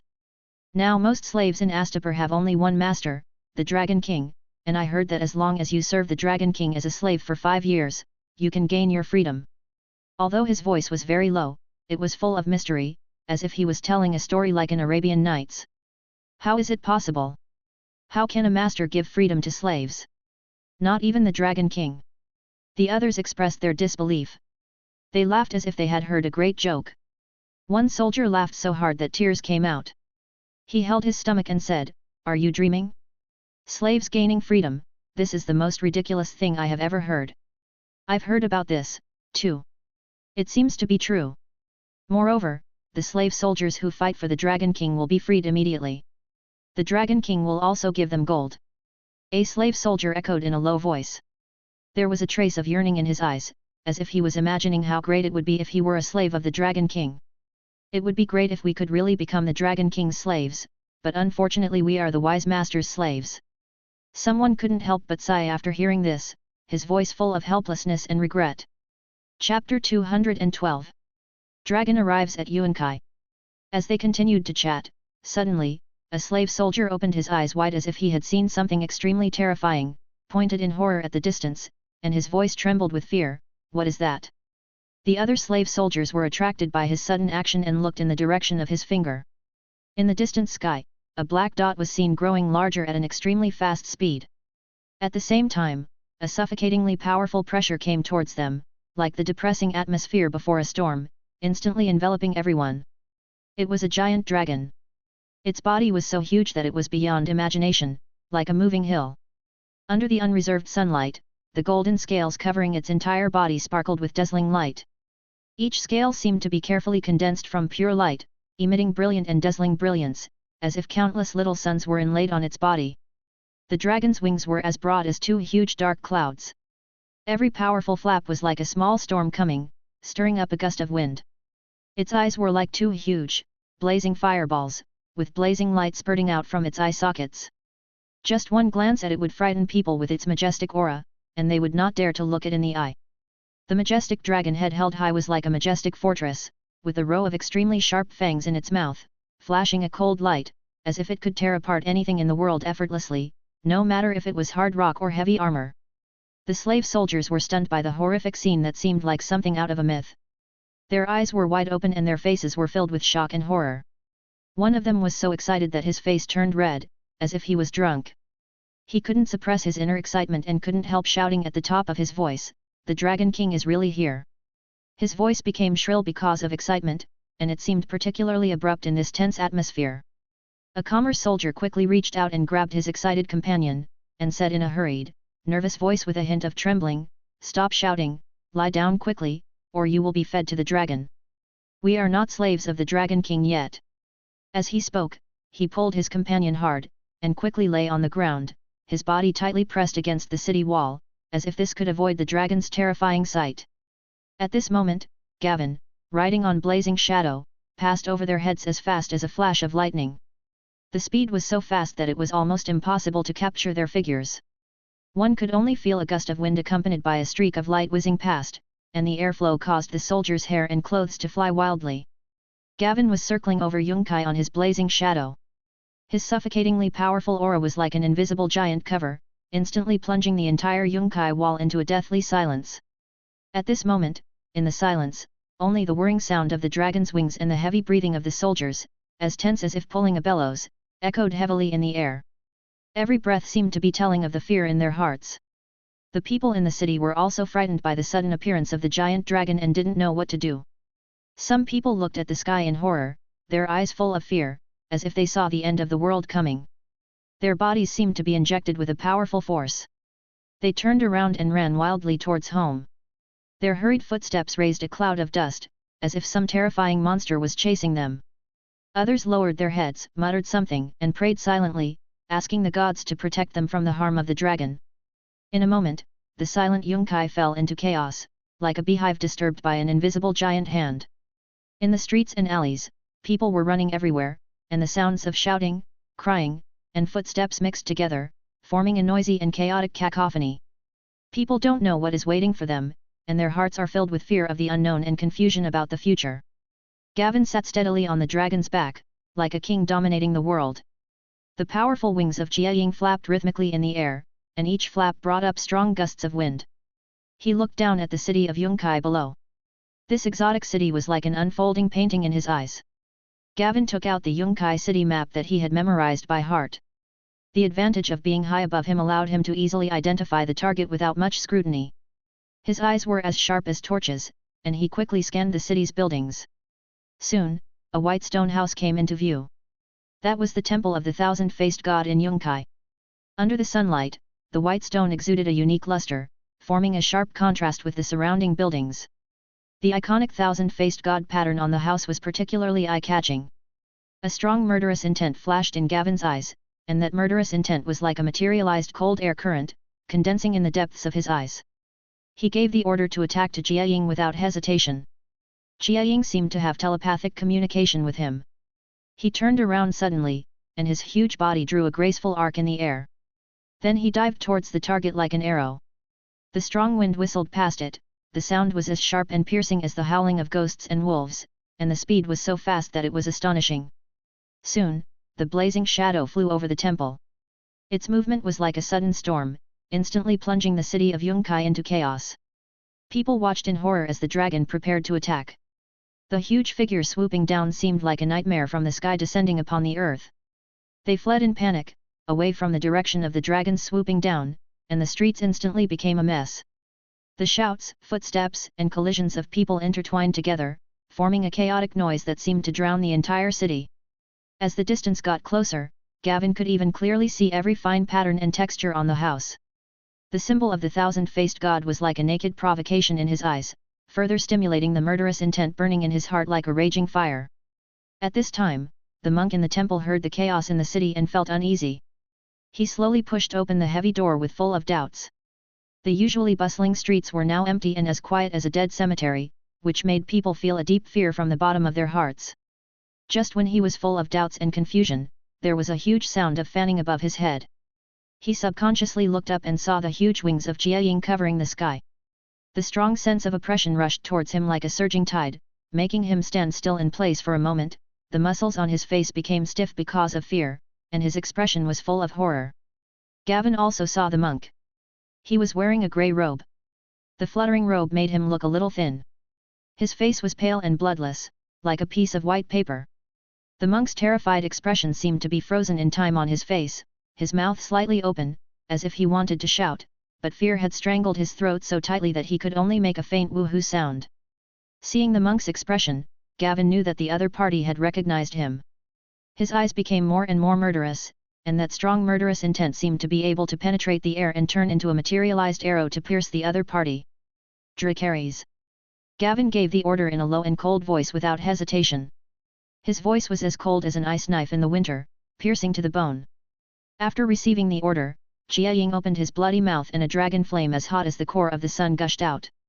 The dragon flame was like a roaring, angry fire snake, carrying extremely high temperature and a powerful impact force that was enough to destroy everything, sweeping towards the temple like a raging torrent. In an instant, high temperature enveloped the entire stone house like a surging heat wave. The stones began to make a sizzling sound under the scorching dragon flame. The sound was like the stones groaning in pain, as if every stone was enduring tremendous torture. Under the powerful impact of the dragon flame, the entire stone house began to collapse violently. Huge cracks appeared on the wall, and those cracks were like hungry mouths, constantly devouring the wall. Stones fell one after another, hitting the ground like raindrops, raising a cloud of dust, which filled the air and made everything around blurry. Before the monk could recover from his shock, he was hit by the falling stone. A huge stone smashed into his body, and his body was like fragile porcelain. He instantly collapsed to the ground, unable to move like a puddle of mud. Then, the dragon flames swept him mercilessly, and the scorching flames instantly submerged his body in a sea of fire. The high temperature instantly ignited his clothes, and the flames spread rapidly. In the blink of an eye he was engulfed in flames. The dragon flames continued to attack, and the temple seemed to be in the furnace of hell. The stones began to melt, turning into red magma and slowly flowing down, burning everything it touched, as if it had been touched by the claws of a demon, leaving behind a shocking mark. The statue in the temple seemed to be supported by a mysterious magic power, and it was not damaged at first. It stood there quietly, as if it was fighting a silent battle with the dragon flame. But under the continuous attack of the dragon flame, the magic power gradually became weak, like a candle that was about to go out. Cracks began to appear on the statue, and those cracks spread on the statue like a spider web, and a painful roar was heard. The sound seemed like a curse from hell, or like an angry curse against Gavin, echoing in the air. The sound was sharp and piercing, making people frightened, as if every note could penetrate the human soul. After a while, as the dragon flames continued to erode, the statue finally couldn't hold on and completely collapsed and melted.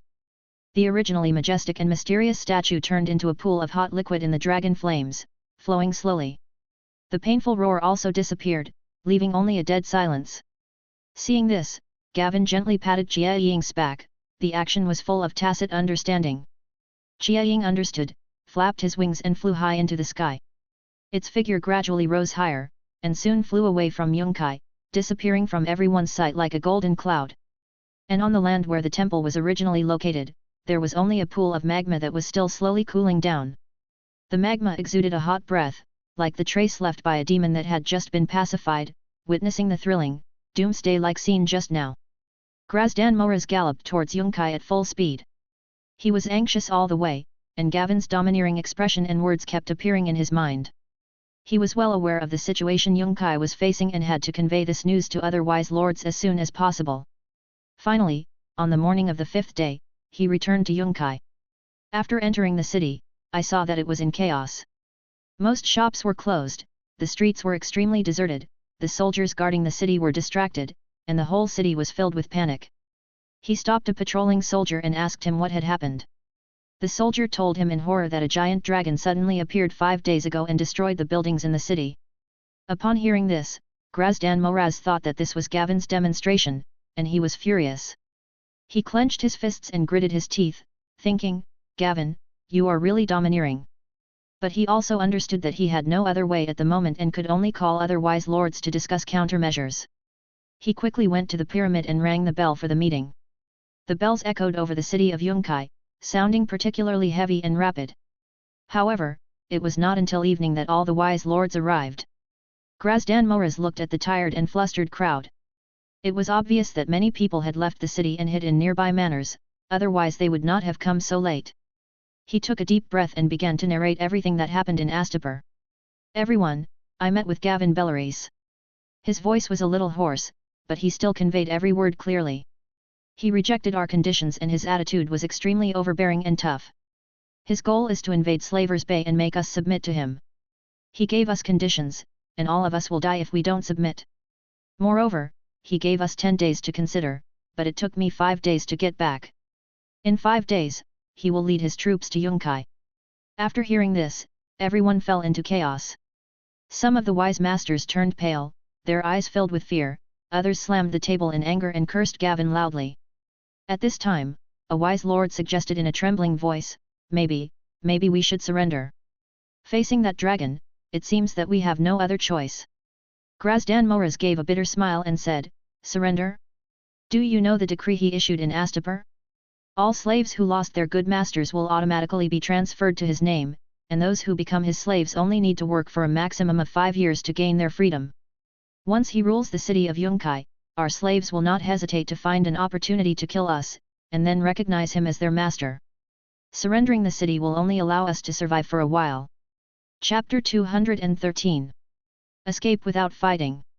After hearing what Grazdan Moraz said, everyone lowered their heads in frustration. Apparently, they had also learned about this decree during this period, which was enough to shake the foundations of all wise lords. At this time, Azanzoquags shook his head and said helplessly, "But Yunkai can't stop us. Our current situation is also very bad. There are only 3,000 city defense troops in the city. Even if the troops of nearby towns are added with all the guards and private soldiers of the wise lord, there are only 6,000 people. Even if we don't consider his dragon, the Unsullied under his command can easily take this city." A wise lord asked hurriedly, "Can we ask Mirian for support? I heard that Mirian has signed a new contract with the Golden Company, and Yunkai is only 2 days away from Mirian. The reinforcements can reach Yunkai before the enemy arrives." Azanzoquagas shook his head and said, "I have heard about this, but the Golden Group is still in Mir. It will take a month to get here by ship. Mirian will prioritize protecting itself and will not easily send troops to support us."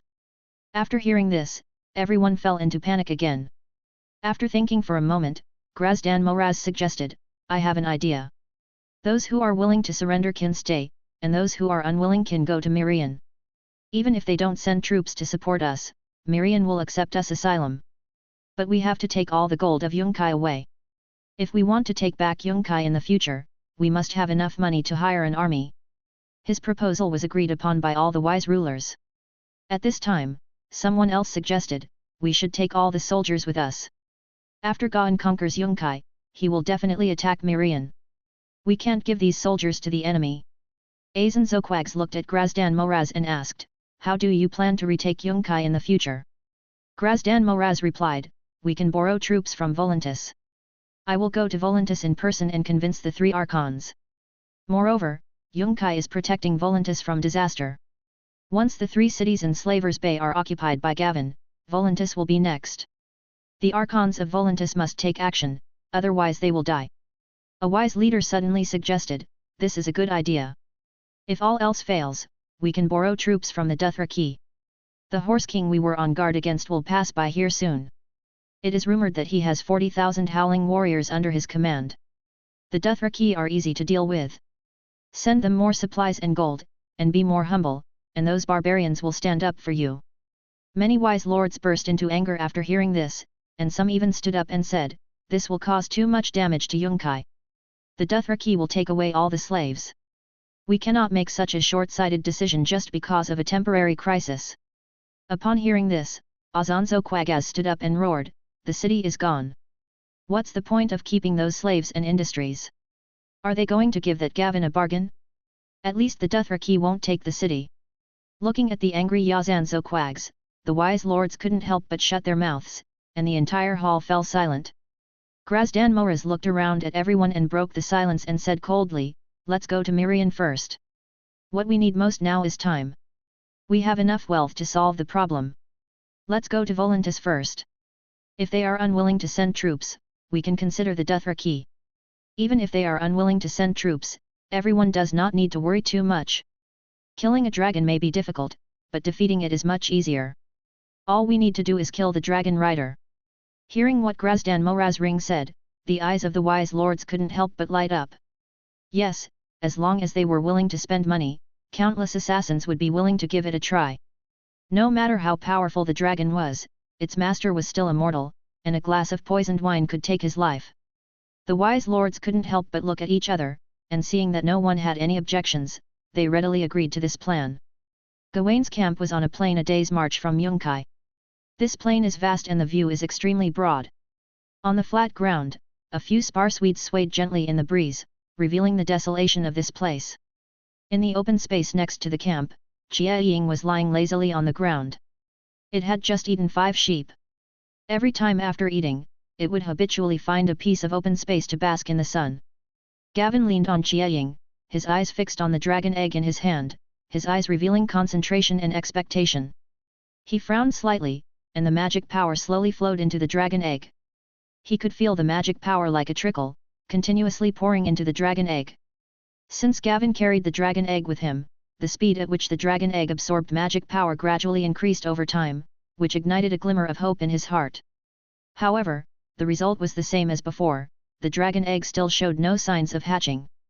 Gavin sighed softly, wondering how long it would take for the dragon egg to hatch. Various possibilities emerged in his mind. Did it require more magic power? Or some special conditions? He recalled the knowledge he had learned about the hatching of dragon eggs, but found that there was no definite answer. Just then, Gavin saw Jalal jogging towards him in the distance. His steps were a little hurried, as if he had something urgent to do. Your Majesty, something has happened in Yunkai. He said after saluting respectfully, with a hint of worry on his face and a hint of anxiety in his voice. There was a questioning look in Gavin's eyes. He put down the dragon egg in his hand and placed it carefully aside. Then he straightened his clothes and sat up straight.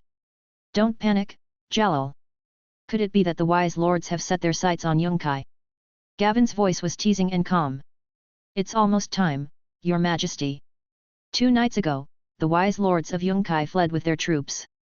They moved quickly, disappearing without a trace almost overnight, and they took away all the property they could.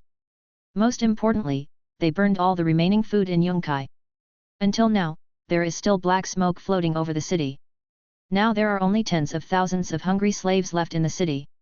Jalal's voice revealed worry. Gavin nodded slightly after hearing this, his expression remained calm, as if he was not surprised by the news. Let the officers accompanying the team and the logistics rush to Yunkai immediately. Kairos will lead 2,000 cavalry to escort them. Tomorrow morning, the 2nd Legion will send 3,000 people to take over the defense of Yunkai. Inform Kale that we will change the route to Mirian. He gave orders in an orderly manner. Jalal's eyes widened when he heard this, and an expression of disbelief appeared on his face. He quickly said, Your Majesty, you don't seem to realize the seriousness of the matter. Astapur is not a grain-producing area. The land in the entire Slave Bay is barren. The only arable land is along the Worm River, and the amount is small. It is impossible to be self-sufficient. The food here has always been imported. Now there are tens of thousands of hungry slaves waiting for us. I am afraid that the food we brought is not enough. He hurriedly emphasized, Your Majesty, those wise lords have all run away. Aren't you going to chase them? They shouldn't have run far.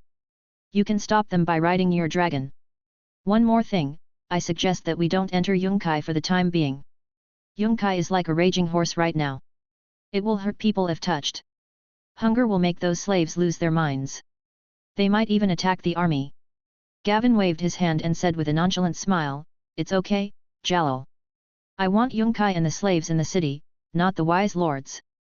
They should have fled to Mirian. It's better to gather them together so that I don't have to go around to catch them. As for the slaves in Yunkai, the food we brought is enough to support us to Astapur to transport the food. The entire sea transportation is under our control. If we spread the news that we will buy grain at a high price, some merchants will come to deliver it.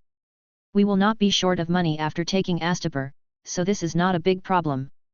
Okay, Jalal, thank you for your advice, go and execute the order. After hearing this, Jalal was still confused, but looking at Gavin's confident attitude, he knew that he could not change Gavin's decision and could only follow Gavin's orders. Gavin continued to sit down, leaning against Jia Ying and adjusting to a comfortable position. He once again focused his attention on the dragon egg in his hand and continued to supply magic power to the dragon egg. Gawain is not in a hurry to seize Mirian now. He learned 2 days ago that Mirian had used some unknown method to persuade Mir to successfully terminate his employment contract with the Golden Group and become the new employer of the Golden Group. The Golden Group is currently heading to Mirian. The sea was controlled by Hassan, so they could only travel by land to Slave Bay, which meant their march would take at least 2 months. Gavin thought, this is a great opportunity, he must take this opportunity to completely eliminate the Golden Group. After all, this armed force has been eyeing West Eros, and it is better to eliminate the uncontrolled force in advance. Under Jalal's arrangement, the officials accompanying the team quickly organized the logistical supplies, and Kairos also led 2,000 cavalry to assemble. They marched towards Yunkai in a mighty procession, the sound of horses' hooves and footsteps echoing on the empty road. At dawn, before the first ray of sunlight fully illuminated the earth, Kairos successfully arrived in Yunkai with 2,000 cavalrymen like a gust of wind. At this time, the city of Yunkai was like a dead city shrouded by the god of death, and it was completely silent. The city was filled with the pungent smell of burnt food, which permeated every corner, as if telling of the disaster that the city had just experienced. Tens of thousands of hungry slaves, like a group of abandoned ants, gathered in every corner of the city. Their eyes were empty and lifeless, revealing deep despair and confusion, as if the light of life had been extinguished in their eyes. Some slaves dragged their weak bodies around the city in search of food, not sparing even the smallest scraps. Their bodies were extremely weak from hunger, their steps were weak, and they walked unsteadily, but their hearts were filled with fear and anxiety about the future. They searched every corner, but all they got was disappointment. When Gawain's army entered Yunkai, the slaves in the city heard the noise. They had been hungry for 2 days and were on the verge of physical and mental collapse. These slaves gathered at the city gate, their eyes full of anticipation and a hint of fear. With the departure of the wise master, rumors about Gavin began to spread rapidly in the city. Some said that the Dragon King would drive the dragons to burn Yunkai, because the Dragon King still wanted to conquer Mirian, and they would consume the Dragon King's limited military rations, and they would only wait for death if they stayed here. Others said that the Dragon King had always treated his slaves well, and now everyone had become the Dragon King's slaves, and the other party would bring food instead of slaughtering them. These rumors intertwined in the slaves' minds, leaving them in a dilemma. But in the end only a few people chose to leave, and most chose to stay in Yunkai. Leaving the city means facing unknown dangers. They have no food and no direction, and they may starve to death on the way before they have gone far. It is better to hold on to that glimmer of hope, maybe the Dragon King will really bring food and a new life. Kairos rode at the front of the team. When he saw the large number of slaves gathered at the city gate, he knew that he had to do something to appease the people, otherwise there might be trouble. He pulled the reins, rode forward, and shouted, "I am here on the orders of King Gavin Bel Arasai. From now on, Yunkai is ruled by His Majesty Gavin, and all those who kneel in submission will be his subjects and will receive food from His Majesty." His voice was loud and powerful, echoing in the silent city gate, as if bringing a glimmer of hope to these desperate slaves. After hearing his words, the slaves gradually showed a glimmer of hope in their eyes. Then they saw the carriages following behind. Those carriages full of food were like the salvation of life to them. Groups of slaves knelt down, with gratitude and expectation on their faces, murmuring words of thanks, as if Gavin had become their savior. Upon seeing this, the accompanying officials immediately ordered the soldiers to begin distributing food in an orderly manner. The soldiers acted quickly, unloading the prepared food from the wagons and distributing it to the hungry slaves. The hungry slaves rushed forward, they couldn't wait to get the food, tears of excitement flashed in their eyes, and they kept saying words of gratitude. Kairos looked at this scene and felt relieved. He knew that Gavin's decision was correct. These slaves would not attack the army. They just needed food and hope. As the city of Yunkai gradually stabilized, Gavin led the remaining troops towards Mirian. After only 3 days of marching, Gavin saw the walls of Mirian. Mirian is the most populous and largest city among the 3 cities in Slave Bay. It is the only city with a moat and has the strongest defense capability. In order to prevent being sieged, Mirian's port is connected to the city and the city walls extend all the way into the sea. The city wall is tall and thick, made up of huge yellow stones stacked tightly together. Each stone seems to be telling the history and tenacity of the city. On the city wall, there are many watchtowers, and countless dragon hunting crossbows are placed on the towers. The banner on top of the tower depicts a harpy, fluttering in the breeze. It is the symbol of Mirian, highlighting the majesty of the city. The city gates were closed. They were 2 huge iron doors with exquisite carvings on them, depicting the history and legends of old GIs. A giant pyramid stands in the center of the city. Its height is such that even through the tall city walls, most of the pyramid can still be seen. Chapter 214. Deterrence and Arrangement. Gaon did not rush to launch a siege, but calmly ordered his army to set up camp in a suitable place not far from Mirian.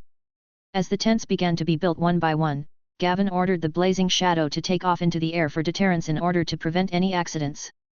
Then the giant dragon circled and roared wantonly in the air, and its powerful aura instantly made the entire city of Mirian feel like it was facing a great enemy. The heavy city gate was tightly closed, and even the inside was reinforced with bricks and stones. The city walls were densely packed with soldiers ready for battle, holding weapons but with tension in their eyes.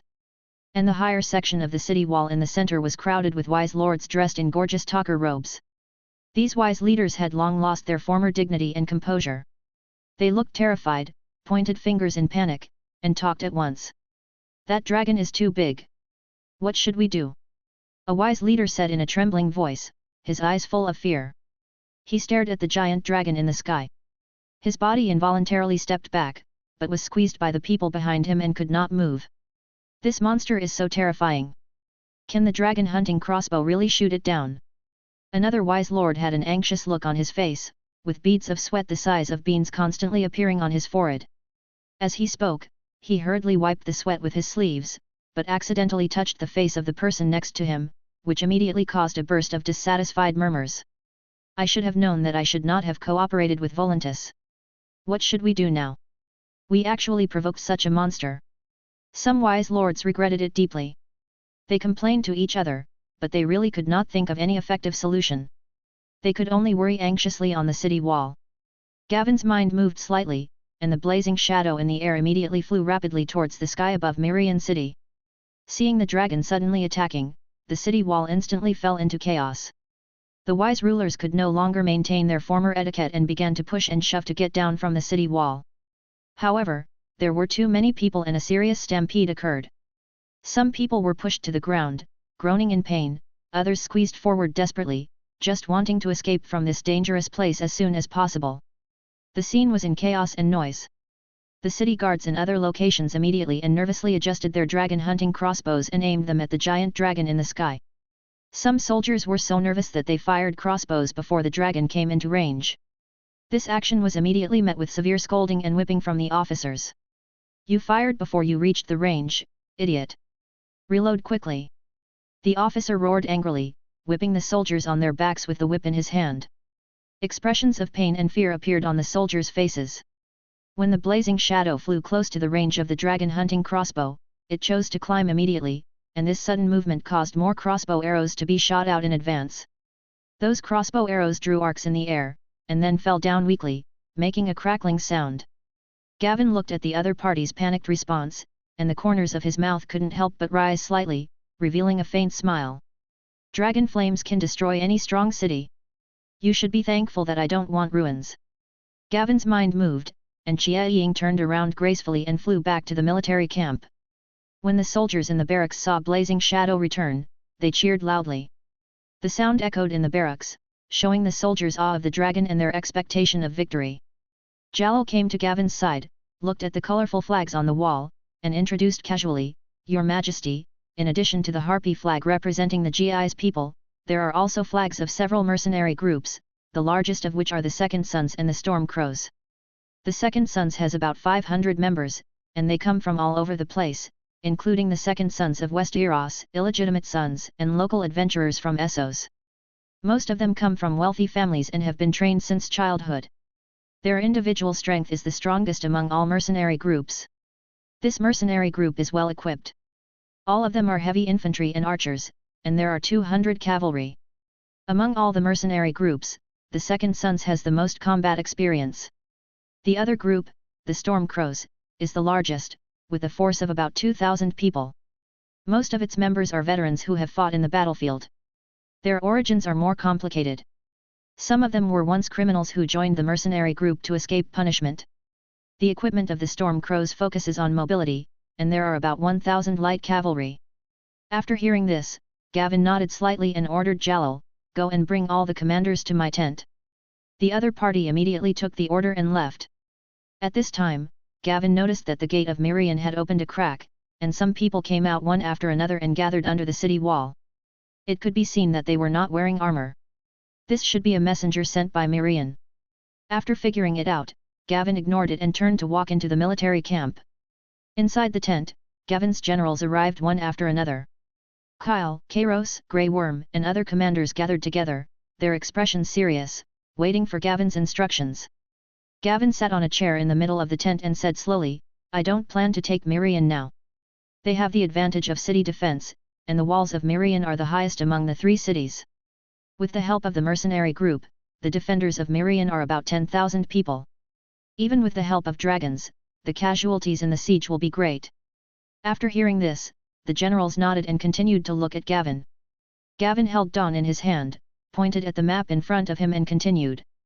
"Mirian signed a contract with the Golden Group not long ago. Now, 10,000 reinforcements of the Golden Group are coming here through the disputed land. My plan is to surround the point and attack the reinforcements. Mirian relies on their reinforcements. If the reinforcements are eliminated, the Mirianese defenders will lose the courage to resist. If nothing unexpected happens, the Golden Group will come from the north of Mirian.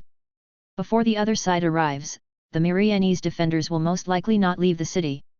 Mirian has 3 gates. Don't worry about the west gate by the sea. The main gates are the north and south gates.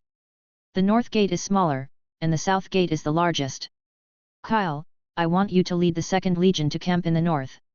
Kairos will take all the cavalry to monitor the situation in the north. If there is any movement by the Golden Group, notify me immediately and we will find a place outside the city to deal with them." Kyle and Kairos immediately bowed and said in unison, "As you command, Your Majesty." Gavin looked at Grey Worm again and ordered, "Unsullied Legion, concentrate in the south. During this time, make siege equipment and be ready to attack the city at any time." "I understand," Grey Worm replied expressionlessly. At this time, Kairos walked into the tent, bowed to Gavin and said, "Your Majesty, Mirian has sent an envoy who wants to see you." After hearing this, Gavin nodded slightly and told everyone, "Go get ready." The generals bowed and left the tent, leaving only Gavin and Jalal. Chapter 215, The Messenger from Mirian. As everyone left the tent became unusually quiet. Gavin frowned slightly, turned his gaze to Jalal, and asked, "Where are the 30 warships?" Not long ago, Gavin sent a letter to Hassan, asking him to dispatch 30 warships here in order to completely control the slave bay. Although there are only 30 warships, with Jia Ying there, the deterrent power they can exert at sea is far greater than that on land. According to the calculation of time, the warship should have arrived. Jalal paused for a moment after hearing Gavin's question, thinking quickly about the relevant information in his mind, and then replied, "Your Majesty, the last time I contacted the warship was 13 days ago, and I haven't received any new pigeon messages since then. But according to the time estimate, the warship should be able to arrive here within 2 days, and it may have been delayed by the storm." After listening to Jalal's answer, Gavin nodded slightly, with a hint of expectation in his eyes, and said, "Once the warship arrives, notify me as soon as possible. Go and bring in the messenger from Mirian." Jalal responded respectfully, "I will keep a close eye on it, Your Majesty." After that, he slowly retreated. Gavin was the only one left in the tent. He sat there, and with a thought, the blood dragon guards guarding outside the tent rushed in and guarded Gavin on both sides. In fact, Gavin didn't want to meet the envoy from Mirian. His policies shook the foundations of all the wise lords. Those wise lords would not surrender unless they were stupid. Meeting them would be nothing more than a bunch of nonsense. However, this was a routine before the battle after all, so he just had to get rid of him quickly. Grazdan Moraz stood outside the military camp, his eyes revealing anxiety and helplessness. Around him, a team of unsullied soldiers surrounded them tightly like a cold human wall. The unsullied held sharp spears in their hands, the tips of which flashed coldly in the sunlight, pointing at them without hesitation, as if they would stab them without hesitation at the slightest movement. This feeling of oppression filled everyone's heart with fear, and Grazdan Moraz was no exception. Beads of sweat appeared on his forehead and his heartbeat quickened involuntarily. He was getting more and more upset. This was already his second mission, but he didn't have the slightest expectation. To be honest, he didn't want to see Gavin again. Gavin's overbearing style of doing things made him feel extremely uncomfortable. Every time he faced Gavin, he felt like he was walking on a tightrope, worrying that if he was not careful or said something wrong, he would be burned to death by the other party. After all, Gawain had once mercilessly burned the emissaries of Volantis to death with dragon fire. However, all wise rulers are unwilling to take on the role of this messenger. The identities of the others were not important enough, and Gavin's mission was also extremely life-threatening. The wise lords all said that Grazdan Moraz had been on a diplomatic mission once and had returned safely, so there must be no problem. Considering that their Yunkai clan had taken refuge here, Grazdan Moraz had no choice but to agree to this mission. Suddenly, Grazdan Moraz saw Jalal walking towards him. Grazdan Moraz immediately showed a friendly smile, and just as he was about to step forward, the unsullied spear immediately pointed at him, causing him to suddenly stop. Seeing this, Jalal immediately shouted at the soldiers to retreat. Grazdan Moraz finally breathed a sigh of relief. He wiped the sweat from his forehead with his sleeve, forced a smile, and said to Jalal, "Master Jalal, it's been a long time since we last met. How are you?" Jalal bowed slightly and responded politely, "Thank you for your concern, Lord Grazdan Moraz. I am fine. You must have worked hard on your journey here." Grazdan Moraz waved his hands and said, No, we just got here from the outside of the city. Lord Jalal is too polite. I wonder if His Majesty is willing to see us." Jalal smiled and said, "His Majesty agrees to see you, please follow me."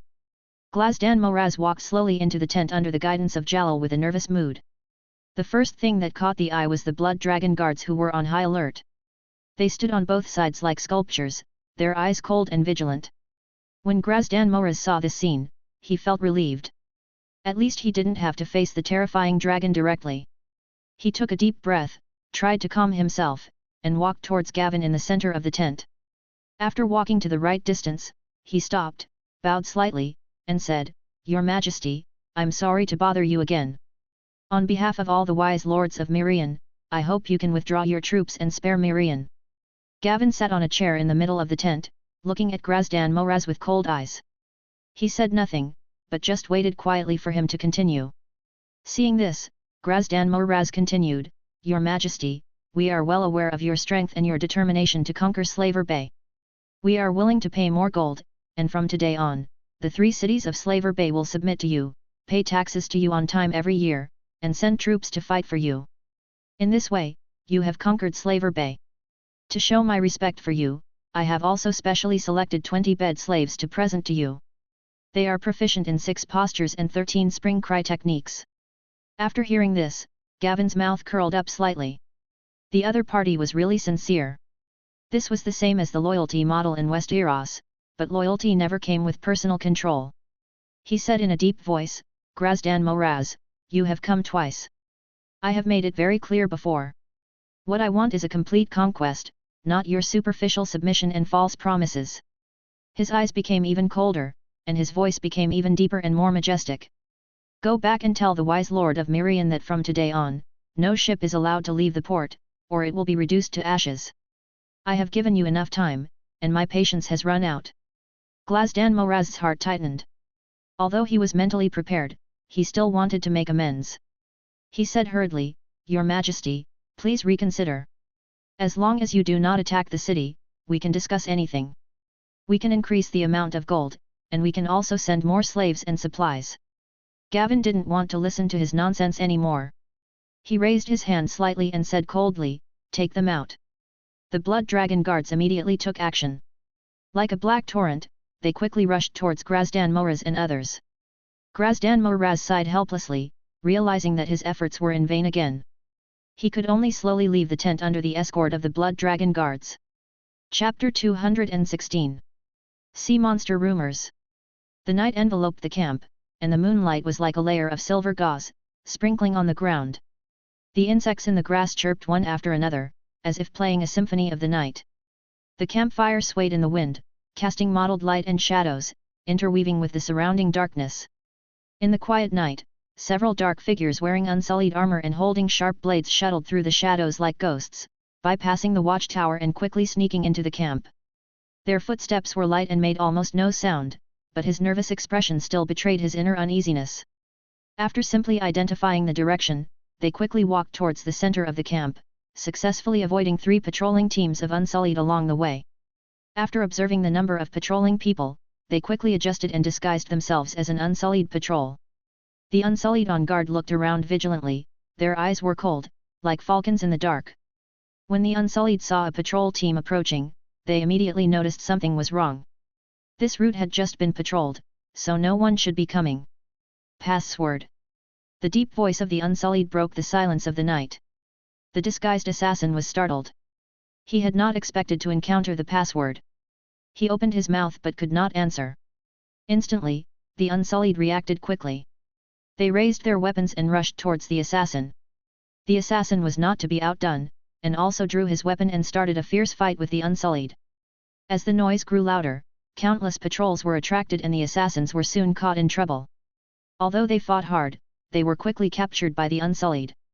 After receiving the news, Jalal and Grey Worm rushed to the scene as soon as possible. Jalal frowned and looked at the subdued assassin, a hint of seriousness in his eyes. Grey Worm, keep the people under good care. I will report to His Majesty, said Jalal. Grey Worm nodded, and the Unsullied immediately took the assassin away. Jalal turned and ran towards Gavin's tent. In Gavin's tent, the candle light flickered. Gavin was sitting at the table, concentrating on looking at the map. Jalal hurried into the tent, bowed, and said, Your Majesty, an assassin just tried to sneak into the camp, but was discovered and captured by the Unsullied on duty.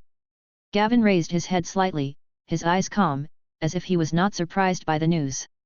Do you want to interrogate this assassin, Your Majesty? Jalal asked.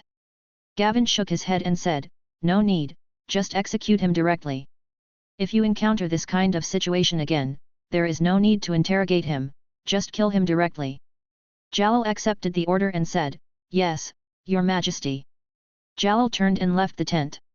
He couldn't help but look back at Gavin's tent and the Blood Dragon guards surrounding the tent. Then he looked at the Jiaying sleeping on the open ground nearby. Its huge body looked even more majestic in the moonlight. Jalal's mouth curled up slightly. He looked in the direction of Mirian and couldn't help but sneer. He thought to himself, His Majesty has been on guard against you fools. Over the next few days, assassinations continued one after another without interruption. They racked their brains and came up with all kinds of tricks. Some mixed in, some sneaked in, some attacked by force, and some tried to create chaos by starting fires. What's worse, some even tried to poison Jia Ying and successfully fed themselves to the dragon. Although the methods used by these assassins varied, the end results were the same. None of the assassins who tried to enter the camp were able to leave alive. At the same time, Kale led the 2nd Legion and successfully set up a solid camp north of Mirian. Ross led the cavalry and swept through all the towns and villages outside Mirian. Since the Mirianese had concentrated their forces back to the city in advance, Kylo's cavalry encountered almost no resistance during the march. Wherever they went, towns and villages surrendered one after another.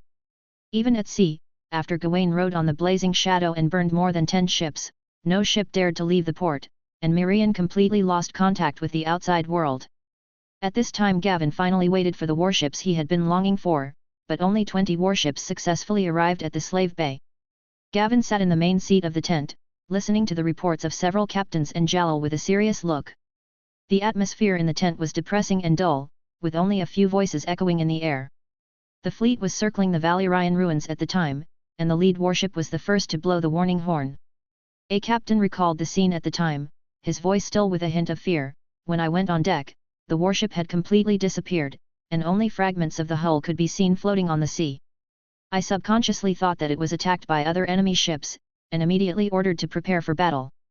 Another captain went on to say, I saw with my own eyes the second warship being shredded. The scene was horrific. The warship was like a fragile toy, completely defenseless against the sea monster's tentacles. It wasn't until the attack got closer and I fell into the water that I realized it was a sea monster that was attacking us. His eyes revealed deep fear, as if he had seen that horrific scene again. I can't describe what it looks like. The captain frowned and tried to organize his words. Most of the sea monster's body is underwater, but judging from the tentacles that extend out of the sea, the size of the sea monster is much larger than a sailing warship.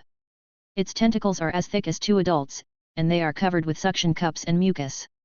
When the sea monster attacks, the tentacles will extend from underwater and then tightly wrap around the warship, just like a python wrapping around its prey, crushing the entire warship. Before setting off, Commander Hassan considered that His Majesty might use wildfire, so he collected all the wildfire and brought it with him. The captain who spoke first added, the sea monster happened to attack the warship carrying wildfire. When its tentacles wrapped around the warship, the people on the ship chose to ignite the wildfire and die together. I saw the sea monster burn off 5 or 6 tentacles, and the rest were retracted underwater.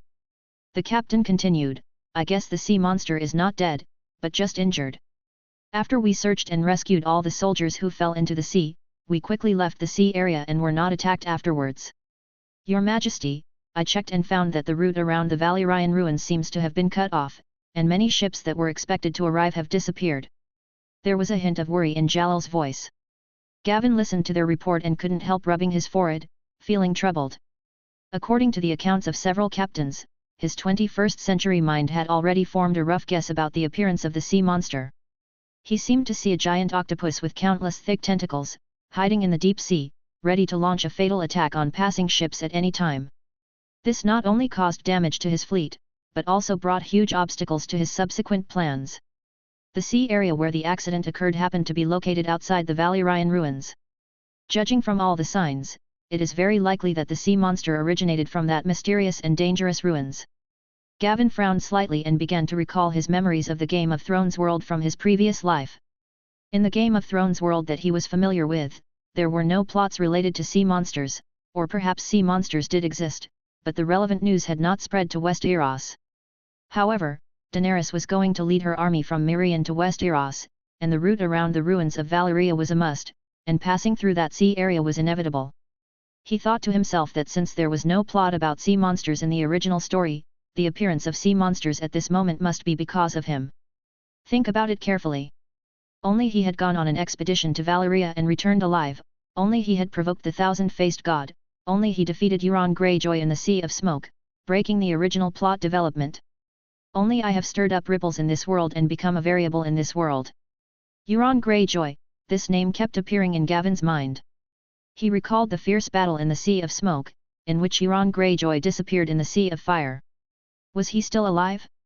Did he have some special encounter in the Valyrian ruins that gave him the ability to control sea monsters?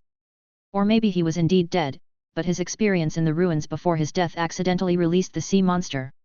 Gavin took a deep breath, trying to calm his thoughts.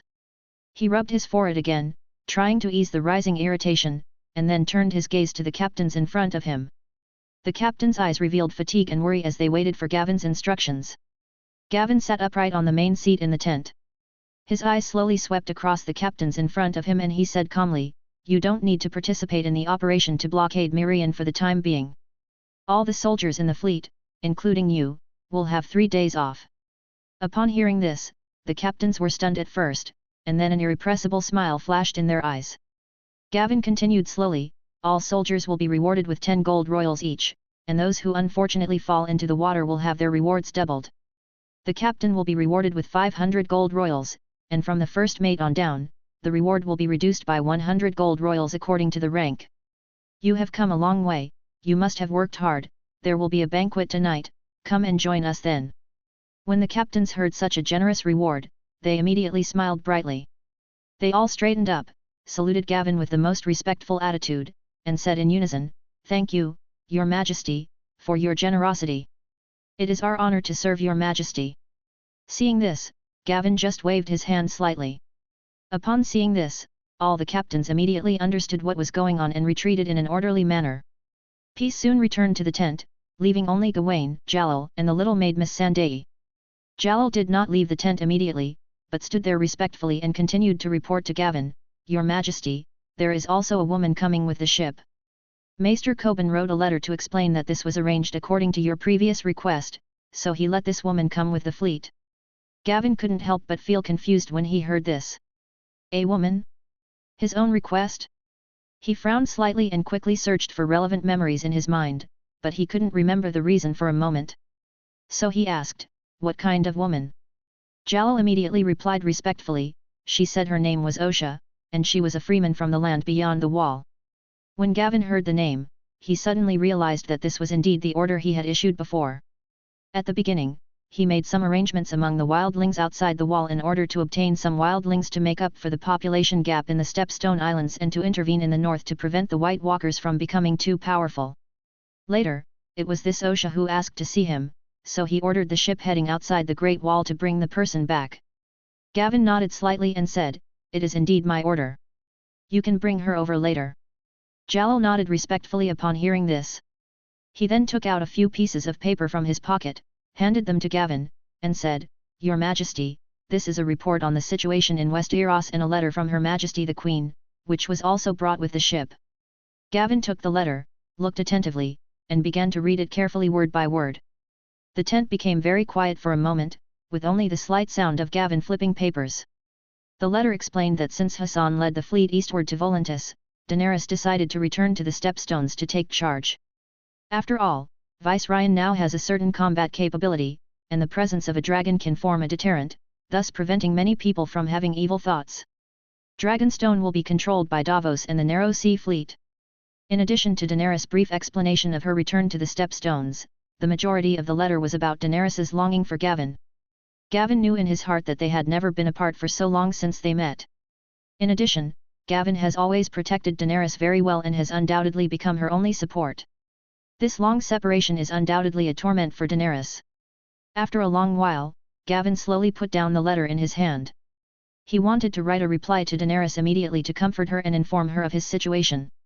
However, the air routes are now blocked, and it is almost impossible to deliver a complete letter. Relying solely on carrier pigeons, only brief messages can be conveyed.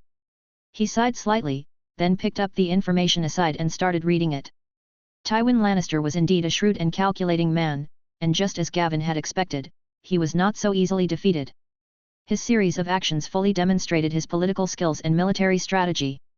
He first sent Littlefinger to the Vale to form a secret alliance, and brought Myrcella Baratheon with him. With Littlefinger's clever mediation, Myrcella Baratheon and Robert Arryn were engaged, and this move successfully brought the Vale to his camp. Littlefinger unexpectedly achieved his goal. He married Lisa Tully and became the guardian of the Vale. Then, the army of the Valley came out of the Bloody Gate and unexpectedly attacked the Northern army from behind. The Northern lords were caught off guard. They originally thought that reinforcements had arrived, but they did not expect that what they were waiting for was a fatal blow. Under this sudden attack, the Northern army was quickly defeated. The remaining Northern troops were forced to retreat to Harrenhal in panic, and were soon besieged in this huge castle by the Vale troops that arrived later. Chapter 217, The Situation in Westeros and Osha. This surprise attack was undoubtedly a disaster for the North. The Northern army suffered heavy casualties, with more than a dozen nobles killed in the battle. Even the commander Robb Stark was seriously injured and fell into a coma in the battle. He finally breathed his last in Harrenhal half a month later. The death of Robb Stark plunged the Northern army into chaos and strife. Roose Bolton took the opportunity to rebel, and he killed several Northern lords, including Ned Stark's wife Catelyn Tully. After taking control of Harrenhal, he sent people to surrender to the Iron Throne, successfully obtained the status of Duke of the North and Warden of the North, and became the beneficiary of this power struggle. At the same time, the Iron Men also took the opportunity to restore the ancient road. The Iron Men were relatively fair. They attacked the north and the west coast of the Westerlands at the same time, leaving devastation wherever they went. There were even rumors that Theon Greyjoy had stormed Winterfell. The battle situation in Hedgian was even more one-sided. Kevan Lannister led the army of the Westerlands and swept across the Riverlands. After a series of defeats, Edmure Tully, the commander of the Riverlands, was forced to retreat to Riverrun, which caused dissatisfaction among the lords of the Riverlands. Seeing that the war situation was not favorable and the feudal lords did not attack, they were worried that their own interests would be damaged, so they returned to their territories with their troops to defend their castles. The army of Hedgian was disbanded, and the originally unified defense line collapsed in an instant. The only one who seemed to be making progress was Lanley Baratheon. Perhaps seeing that the northern army was trapped in Harrenhal, he could no longer sit still, so he stopped stationing troops in Bronzegate and instead led an army of 40,000 stormtroopers to attack King's Landing. Unfortunately, the defences of King's Landing were perfect and impregnable, and his opponent was the experienced Tywin Lannister, so this siege was destined to not end quickly. Lanley's army suffered heavy casualties but still failed to break through the defences of King's Landing. In the end, after reinforcements from the Vale arrived at King's Landing, he was forced to retreat to Bronzegate City, and the attack ended in failure. Gavin put down the intelligence in his hand and instructed Jalal beside him, send a message to the Stepstones using a carrier pigeon. If it is not necessary, no ship is allowed to approach the ruins of Valyria. Also inform the Stepstones of the news that Myr has terminated the contract with the Golden Group.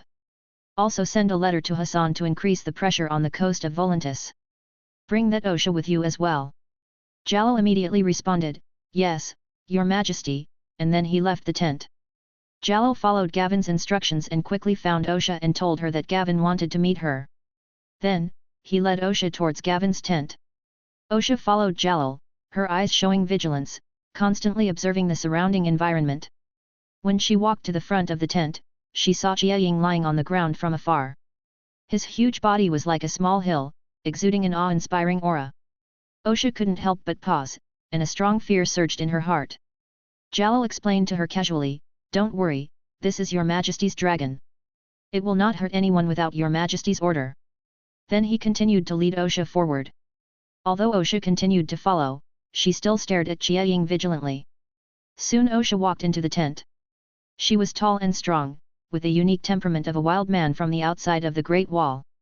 Her hair was a little messy, and her skin was rough from being exposed to the wind and sun outside the Great Wall for a long time. She looked wild as she stood there. Gavin sat in the main seat in the tent, looking at Osha calmly and waving his hand for her to sit down. After Osha sat down, she spoke first, her voice low and hoarse, Gavin, you don't mind me calling you that, right? Gavin nodded slightly and said, it's okay, Osha. The free people outside the wall have not surrendered to me. Besides, this is our second meeting. I treat you as a guest, and you treat it as a friend. Osha was slightly stunned. At that moment, a hint of surprise and confusion flashed in her eyes. It seemed that she had never expected Gavin to be so polite. In her understanding, the kings of the south have always been majestic and cruel, and any slight offense could result in death. On her way south, she heard all kinds of rumors about the kings of the south. In those rumors, the king's majesty was inviolable, their power was supreme, and anyone who disobeyed them would only die. But Gavin, the king with a dragon, was completely different from the people she remembered. She answered, I thought you would be offended.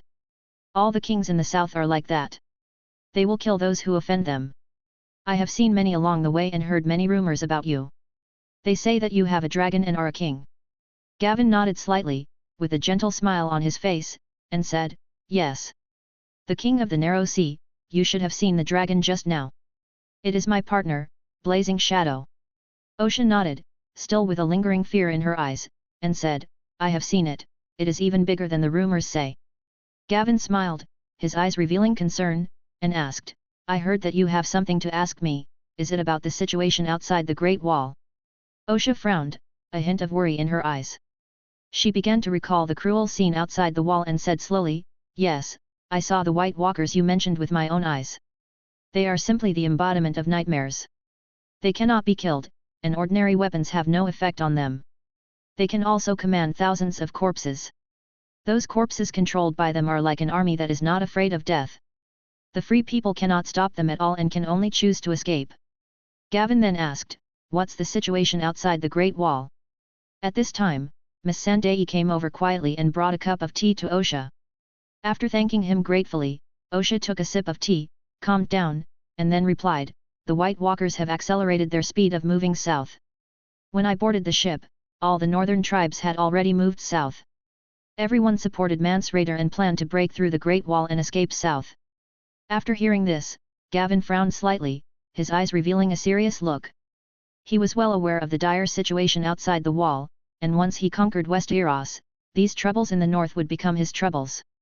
Killing the Night King is no easy feat, which is one of the reasons why he isn't that anxious about conquering Westeros. He preferred to gain a foothold in Essos first, so that if things got out of hand, he could retreat to the Stepstones in Essos to retain his strength and foundation. Putting away his messy thoughts, Gavin looked at Osha in front of him and said slowly, "You don't agree with Mansraider's approach?" There was a hint of hesitation in Osha's eyes. She knew that Mansraider's method was very risky, but she was worried whether her choice was correct. After a while, she said, "Yes, I don't agree. The wall is not that easy to break. Even if it is broken, the White Walkers will continue to move south. The free people cannot keep going south to escape, and the King of the South will not let us continue to move south. Then the free people will be caught in a pincer attack and will not be able to move forward or backward. Everyone will die." After hearing this, Gavin nodded slightly, indicating that he understood her worries and concerns. Osha continued, "I am a thatched woman. I am not afraid of death, but I am also a mother and the chief of the tribe. I want to find a way out for my children and my tribe." As she spoke, Osha stood up resolutely, looked at Gavin with firm eyes, and said seriously, "As long as you accept my children and my tribe and don't sell them as slaves, I am willing to lead them to kneel and dedicate everything to you." "Slaves?" Gavin smiled when he heard that.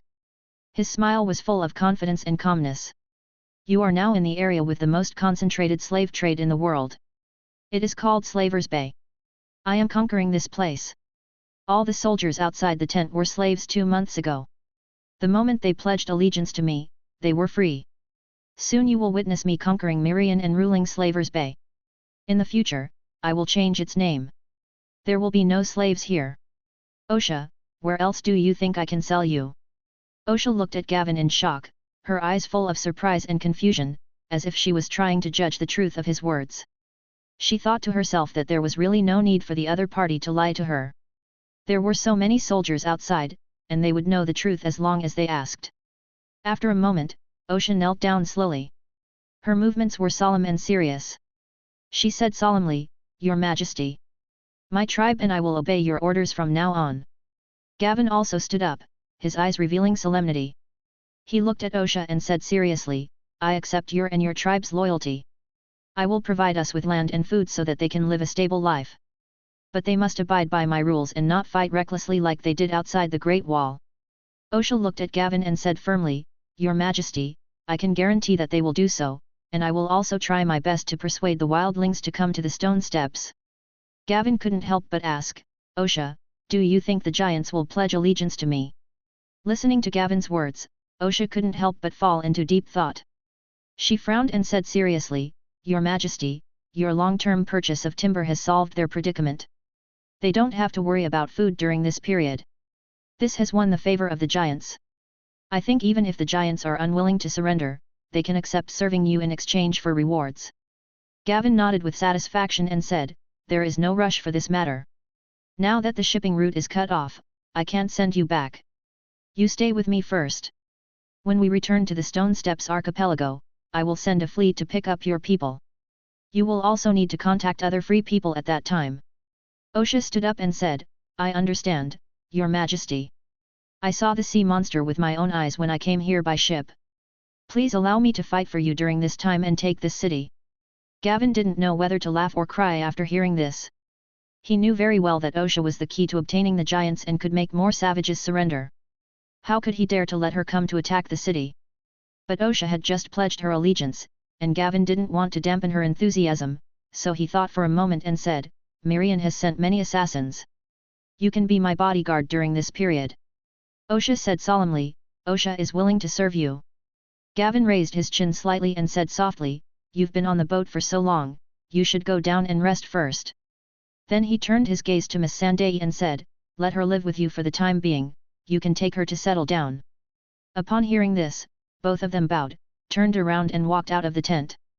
For a whole month Mirian had been under siege. Time seemed to have frozen around this war-torn city, every minute and every second was filled with tension and depression. Fortunately, the wise rulers in the city had made preparations in advance, and the city's food reserves were sufficient to sustain it for a year. Not only that, in order to prevent slaves from rioting during this period, the wise rulers also took some preferential measures for the slaves. These measures eased the conflicts in the city to a certain extent. Otherwise, according to common sense, countless slaves would have starved to death in this long month. Although the city has not yet been baptized by the terrifying dragon flame and the situation in the city has been relatively calm, the army outside the city that is on high alert and the giant dragons circling in the air from time to time are like heavy mountains, bringing tremendous mental pressure to the wise lords. They were very confused about Gavin's behavior of surrounding but not attacking, and could not guess what this powerful opponent was planning. It is for this reason that, despite the major stampede that occurred on the city wall that day, the wise rulers in the city continued to take risks and come to the city wall to observe the situation outside the city. On this day, a wise lord was observing carefully on the city wall as usual. Suddenly, he discovered something new in the camp that had been silent for a long time. He saw a huge dragon flapping its wings and flying out of the camp. Its huge body covered the sky and then flew to the north. What shocked the wise lord even more was that he clearly saw someone on the dragon's back. At the same time, Kairos was leading his cavalry galloping northward. They rode non-stop for 3 days and finally arrived at a valley. The valley was very long and narrow, and it would take 2 days to pass through it on horseback, even at a fast speed. The mountains on both sides of the valley are not close to each other, forming a relatively flat area in the middle, with a clear stream winding through it. This is the only way for business travelers, and the geographical location is very important. Kairos and several guards quickly climbed up a high mountain on one side. They looked down from above and carefully observed the surrounding environment. The view here is wide and there are no major obstacles. Looking down from the air, everything is clear at a glance. Kairos couldn't help but sigh in his heart that the battlefield chosen by His Majesty was really good. This is the battlefield that Gavin has specially selected recently to welcome the upcoming Golden Group. Although the valley was wide enough, that was only for humans and horses. For a dragon, it could cross from one side to the other by flapping its wings a few more times. Dragon flames can easily form several lines of fire to block both ends of the valley. Even Kairos doesn't need to block the road to put the Golden Group in a desperate situation. By then, the Golden Group had no way to escape and could only allow the blazing shadow to attack them from the air.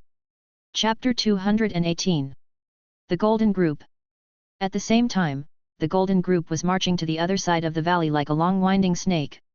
The leader of the Golden Group, Harry Strickland, pulled the reins, and his warhorse neighed, which was particularly loud in the quiet valley entrance.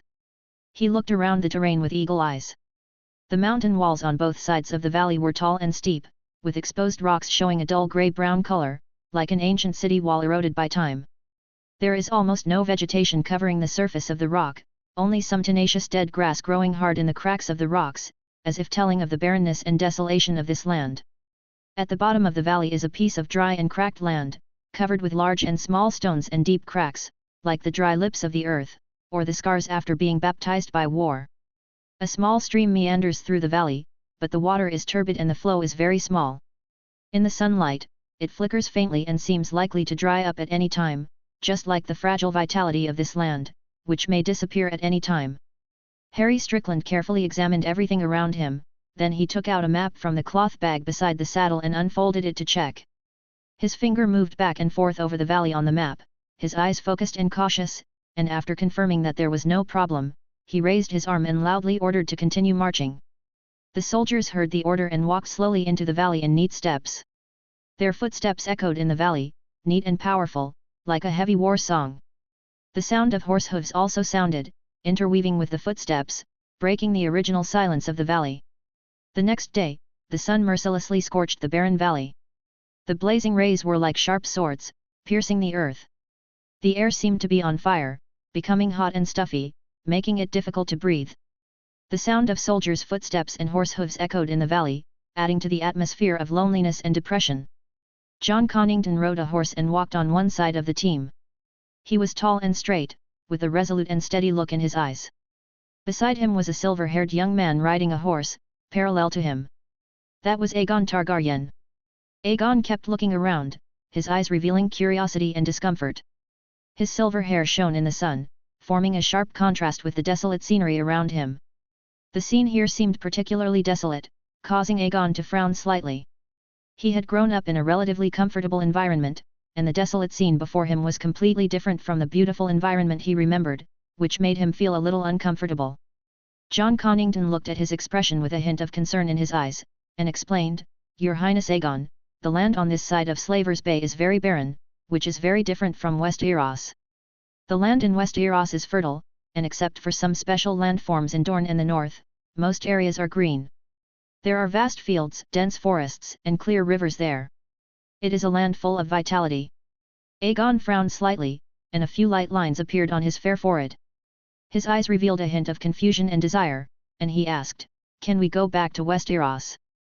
John Connington looked forward firmly, his eyes seemed to be able to penetrate the desolate land and directly see the outline of the distant West Eros continent. There was a blazing fire burning in his eyes, which was his persistence and desire to return to his homeland and regain glory. He said, "Of course, you are the heir to the Iron Throne, and the people there are waiting for you to return, but we must first rely on the power of some allies." His voice was steady and powerful, and every word was like a nail, deeply nailed into Aegon's heart, giving him confidence and hope. John Connington looked at the somewhat confused Aegon and continued, "Governor Illyrio has already sailed to Slaver's Bay ahead of us. There is a potential ally of ours there, and he will convince the other party." As he spoke, he gestured with his hands, trying to make Aegon better understand the whole plan. Aegon nodded, lowered his head slightly, and his eyes revealed a thoughtful light. He asked, "Which Dragon King are you talking about? What if he is unwilling to help me?" There was a trace of worry in his voice. After all, he knew that his fate was closely related to these potential allies.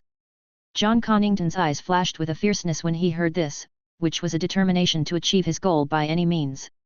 He said, "It doesn't matter. Magister Illyrio is prepared. Although this is more troublesome, you can also get a wife with a dragon, who can also help you regain the Iron Throne." If Gavin were here and heard what John Connington said, he would have died of laughter. No matter what preparations Illyrio had made, they had probably been fed to the sea monster. A flash of excitement flashed in Aegon's eyes, and in his mind he instantly imagined himself returning to West Eros, wearing a crown, sitting on the Iron Throne, and receiving the worship of all the people. But soon, the doubts of reality pulled him back. He pointed to the air and asked, "What is that?" Hearing this, John Clinton also looked up into the sky, and saw a black spot in the distant sky gradually growing larger at an extremely fast speed. At the same time, a suffocatingly powerful pressure came over them, like the oppressive atmosphere before a storm, instantly enveloping everyone. It was a giant dragon. Its body was so huge that it was beyond imagination, like a moving hill. Its appearance made the whole world pale in comparison. The giant dragon quickly passed in front of the team and flew towards the back, casting a huge shadow that instantly enveloped the people below, bringing an inexplicable fear. Under the unreserved sunlight, the golden scales covering its entire body sparkled with dazzling light. The light was so strong that people dared not look directly at it, as if their eyes would be burned by it. The dragon's wings were as broad as two huge dark clouds. Every powerful flap was like a small storm coming, stirring up a gust of wind. As the dragon flew low, the storm it created threw the golden group into chaos. Soldiers shouted in fear, horses neighed in fear, and people and horses fell to the ground. The dust raised by the strong wind made it impossible for everyone to open their eyes. The whole scene was in chaos, as if the end of the world had come. John Connington looked at the fast approaching dragon in shock, his mouth slightly open, his eyes revealing an expression of disbelief. He murmured, "Gavin Bellaris." Then a strong wind blew and sand blew into his eyes. He hurried to get water to wash them, but he heard a voice that frightened him. Dracarys. Chapter 219, Purgatory under Dragon Flame. The extremely majestic dragon slowly opened its huge mouth. In an instant, the blazing dragon flame, like an unstoppable torrent, blasted towards the tail of the golden team's marching formation with majestic momentum. Most of the supplies placed here were marching baggage pulled by horse-drawn carriages, which were instantly ignited by the extremely high temperature released by the dragon flame. Under the ravages of the dragon flame, these combustible materials quickly turned into a blazing fire. The fire was extremely fierce, like a giant beast that had broken free from its shackles, rising into the sky and piercing the clouds, forming an insurmountable wall of fire. The Golden Group's entire retreat route was blocked in an instant, putting them in a completely desperate situation. The blazing shadow then made a gorgeous turn, and its huge wings flapped the air powerfully, bringing up a strong and powerful gust of wind. The strong wind blew past, and everything was blown to the ground wherever it went. It flew rapidly in the direction of the Golden Corps cavalry, and its huge body drew a very intimidating arc in the sky. When it flew above the Golden Group cavalry, the huge dragon mouth opened again, and a more ferocious and hotter dragon flame gushed down from the sky rapidly. People were caught off guard and were instantly engulfed by flames. Their clothes and skin burned in an instant, and they let out painful and heartbreaking screams. As for those who were directly hit by the dragon flame, they didn't even have time to utter the slightest scream before their bodies were instantly carbonized by the extremely high temperature and turned into inky black charcoal. They were then blown into ashes by the strong wind brought by the dragon. The horse's mane was ignited by the flames and instantly burned, making an extremely shrill neighing sound. They struggled frantically in the flames, trying to escape the merciless torture of this terrible fire. The scorching heat and intense flames frightened all the horses greatly. They completely ignored the knight's control and began to flee in all directions desperately. Some horses rushed directly into the soldiers around them in panic, knocking them to the ground, others lost their balance and fell down while running wildly, throwing the knights riding on them to the ground. This series of chaotic situations further aggravated the chaos of the entire Golden Group. At this time, Gavin, on Chia Ying's back, noticed several elephants in front of the team. Those were the war weapons that the Golden Group had always been proud of. These elephants were huge and powerful, and they had often brought great deterrence to the enemy in previous wars. However, at this moment and in this place, they were about to become the source of their own nightmares. Gavin ordered without hesitation, Chia Ying, forward. In just a moment, Chia Ying flew to the front of the team like a golden lightning. Dracaries. Following Gavin's command, the dragon flame instantly swept across the team in front of the elephant like a surging wave. Frightened, the elephants immediately chose to run backwards. Their huge bodies were like moving hills, and in the process of running wildly, countless soldiers of the Golden Group were knocked to the ground by them, and then ruthlessly trampled to death by the elephants that followed them. These weapons of war that were once regarded as proud by the Golden Group have now become weapons that destroy themselves, putting them in an irreparable situation. Afterwards, Gavin rode Blazing Shadow back and forth in the valley, like a cold death god from hell. Dragon flames continued to spew out of Blazing Shadow's mouth, and wherever he went, there was a sea of fire. The entire valley was shrouded in flames and thick smoke, as if it had turned into a real hell on earth. The soldiers of the Golden Group fled in all directions in the sea of fire, like headless flies who had lost their direction, looking for possible ways to escape, but there was nowhere to hide. Under the ravages of the dragon flame, the soldiers of the Golden Group suffered heavy casualties, and the originally orderly marching team has now become fragmented. As the Golden Group soldiers fled in all directions, Gavin commanded Blazing Shadow to quickly climb. At this moment, the benefits of continuing to attack with dragons from the air were far less than sending out cavalry to carry out ground encirclement and suppression. John Connington looked at the dragon that had stopped attacking with lingering fear, his eyes revealing fear and anger. He cursed in his heart, "What the hell is Illyrio doing? Is this what he calls foolproof?" His lips trembled slightly, and his forehead was covered with sweat. It was obvious that he was frightened by the dragon flame attack just now. Suddenly, the ground shook violently, as if a terrible earthquake had occurred. John Connington immediately looked in horror and saw a cavalry formation charging towards them. The sound of horse hooves was like thunder, and the dust raised covered the sky. He was not the only one who saw the cavalry, countless Golden Group soldiers also saw this terrible scene. Their eyes were full of fear and helplessness, as if they had seen their own doomsday approaching. Facing the chaotic Golden Group, Kairos only used 2 charges to completely end the battle. The cavalry was like a surging wave, and the Golden Group soldiers were unable to resist in fear and chaos, and fell one after another. After the battle, countless prisoners were put under guard, their eyes were hollow, their expressions were listless, and some were wounded. After a brief cleanup of the battlefield, Kairos found the leader of the Golden Group, Harry Strickland. This man, who was once a distinguished figure and a guest of honor to countless governors, now had one arm hanging down, and his face was covered in dust and blood. His eyes revealed fatigue and despair, and his former pride and confidence had long since disappeared. Soon the once prominent leader was brought before Gavin. Gawain looked at him and asked coldly, "Where are John Connington and Aegon?" Harry Strickland raised his head, glanced at Gavin, smiled bitterly, and said, "Your dragon and cavalry cooperated perfectly. I don't know, it was too chaotic just now. If they are still alive, they should be in the team." Gavin looked at Kairos and said, "Go find those two people." After receiving the order, Kairos immediately turned around to look for John Connington and Aegon. He led a team of soldiers and searched carefully among the prisoners. The captives were either sitting or lying down, their eyes revealing exhaustion and fear.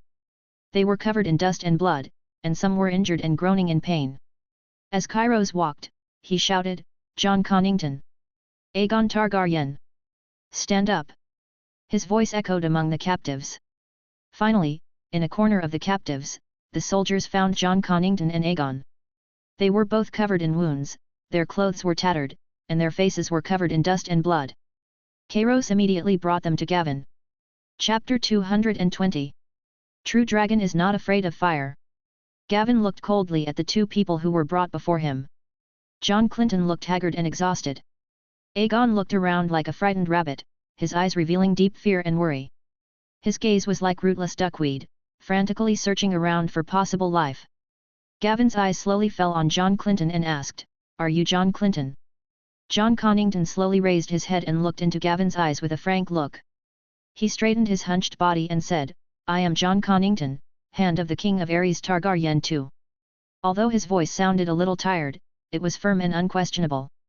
"As far as I know, you have been expelled because you let Robert Baratheon go," Gavin said disdainfully, his tone full of contempt. After that, he seemed to remember something, pointed his finger at Aegon and asked, "Who is he?" John Connington did not show any anger after hearing this. He just took a deep breath, as if suppressing some emotion in his heart, and then slowly said, "He is Aegon Targaryen, the son of Prince Rhaegar and the nephew of your wife." After hearing this, Gavin's mouth corners slightly raised, but he just sneered, and there was no warmth in that smile. He asked back, "How to prove it?" John Connington's body stiffened slightly when he heard this, and his words paused. He frowned, thought for a moment, and said, "Varys and I can prove that he found a child to replace Aegon and secretly brought him out." Gavin narrowed his eyes slightly. He snorted and said, "You and Varys, one was expelled, and the other is loyal to the usurper." "I don't believe it." John Clinton gritted his teeth, his cheek muscles bulging slightly. He suppressed his anger and said, "Then how do you prove it?" "A true dragon is not afraid of fire," Gavin said slowly and calmly. His voice seemed to come from an ice cellar and was bone-chillingly cold. John Connington glared at Gavin, his eyes burning with anger, and said, "That's just a Targaryen saying to flatter himself. There were Targaryens who were burned to death in Summer Hall. If you are Gavin Bellarese." John Clinton's words stopped abruptly, his eyes suddenly widened, filled with horror and disbelief. Gavin slowly stretched out his palm, which was wrapped in flames. The flames burned fiercely, jumping and flickering constantly. The jumping flames were like invisible hands, slapping his face fiercely, making his face burn with pain, and his words were instantly blocked in his throat. "I can do it, and so can Daenerys." Gavin's cold voice sounded slowly, and the voice echoed in the silent space, like the whisper of death. Then, two burly soldiers quickly stepped forward, lifted up the terrified Aegon neatly, and strode towards an open space on the side. After reaching the open space, the soldiers mercilessly kicked him to the ground and left. Aegon stood up hastily like a frightened rabbit, his legs weak, but he still wanted to escape. However, the moment he turned around, he saw Jia Ying's huge head slowly reaching towards him. Jia Ying's big, copper bell-like eyes, filled with a terrifying majesty, locked onto him. Aegon was so frightened that he collapsed to the ground instantly, as if all the bones in his body had been pulled out, and he dared not move at all. John Connington was extremely anxious. He shouted at Gavin, "You can't do this. He is the last hope of the Targaryen family. The heir to the Iron Throne." Gavin turned his head and looked at John Connington, and said sarcastically, "You think I care? A fake Targaryen? The heir to the Iron Throne is Daenerys Targaryen, and in the future it will be my and her children." At this moment, Aegon suddenly stood up. Although there was still fear in his eyes, there was also a hint of determination. He shouted at Gavin, "Kill me if you want. The Targaryens are not afraid of death." Gavin did not respond to Aegon's words, but just looked at him coldly. Then he gave an order to the Blazing Shadow. "Dracarys." The Blazing Shadow opened his huge dragon mouth, and blazing flames gushed out, instantly engulfing Aegon. Aegon didn't even have time to scream before he was burned to charcoal. Jon Connington's eyes widened, his face full of disbelief and grief. He looked at Aegon's charred body, his heart filled with despair. He yelled at Gavin, "You devil! You will be punished." Gavin just calmly ordered Kairos beside him, "Cut off the heads of Captain Harry Strickland and the former Prime Minister and send them to Mirian together." His voice was calm and indifferent, as if he was ordering a very ordinary matter, without the slightest mercy or hesitation. After receiving the order, Kairos walked towards John Clinton and Harry Strickland with an expressionless face. Harry Strickland hung his head at this moment. He had long lost the vigor and vitality he once had as the leader of the Golden Group. He was just silently waiting for death to come. John Clinton continued to glare at Gavin, with flames of hatred burning in his eyes. He did not beg for mercy, but straightened his body, ready to face the final moment.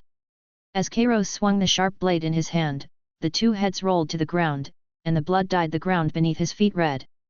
Kairos ordered 2 boxes to be found, the heads were placed in each box, and then he told the soldiers to send them to Mirian as quickly as possible.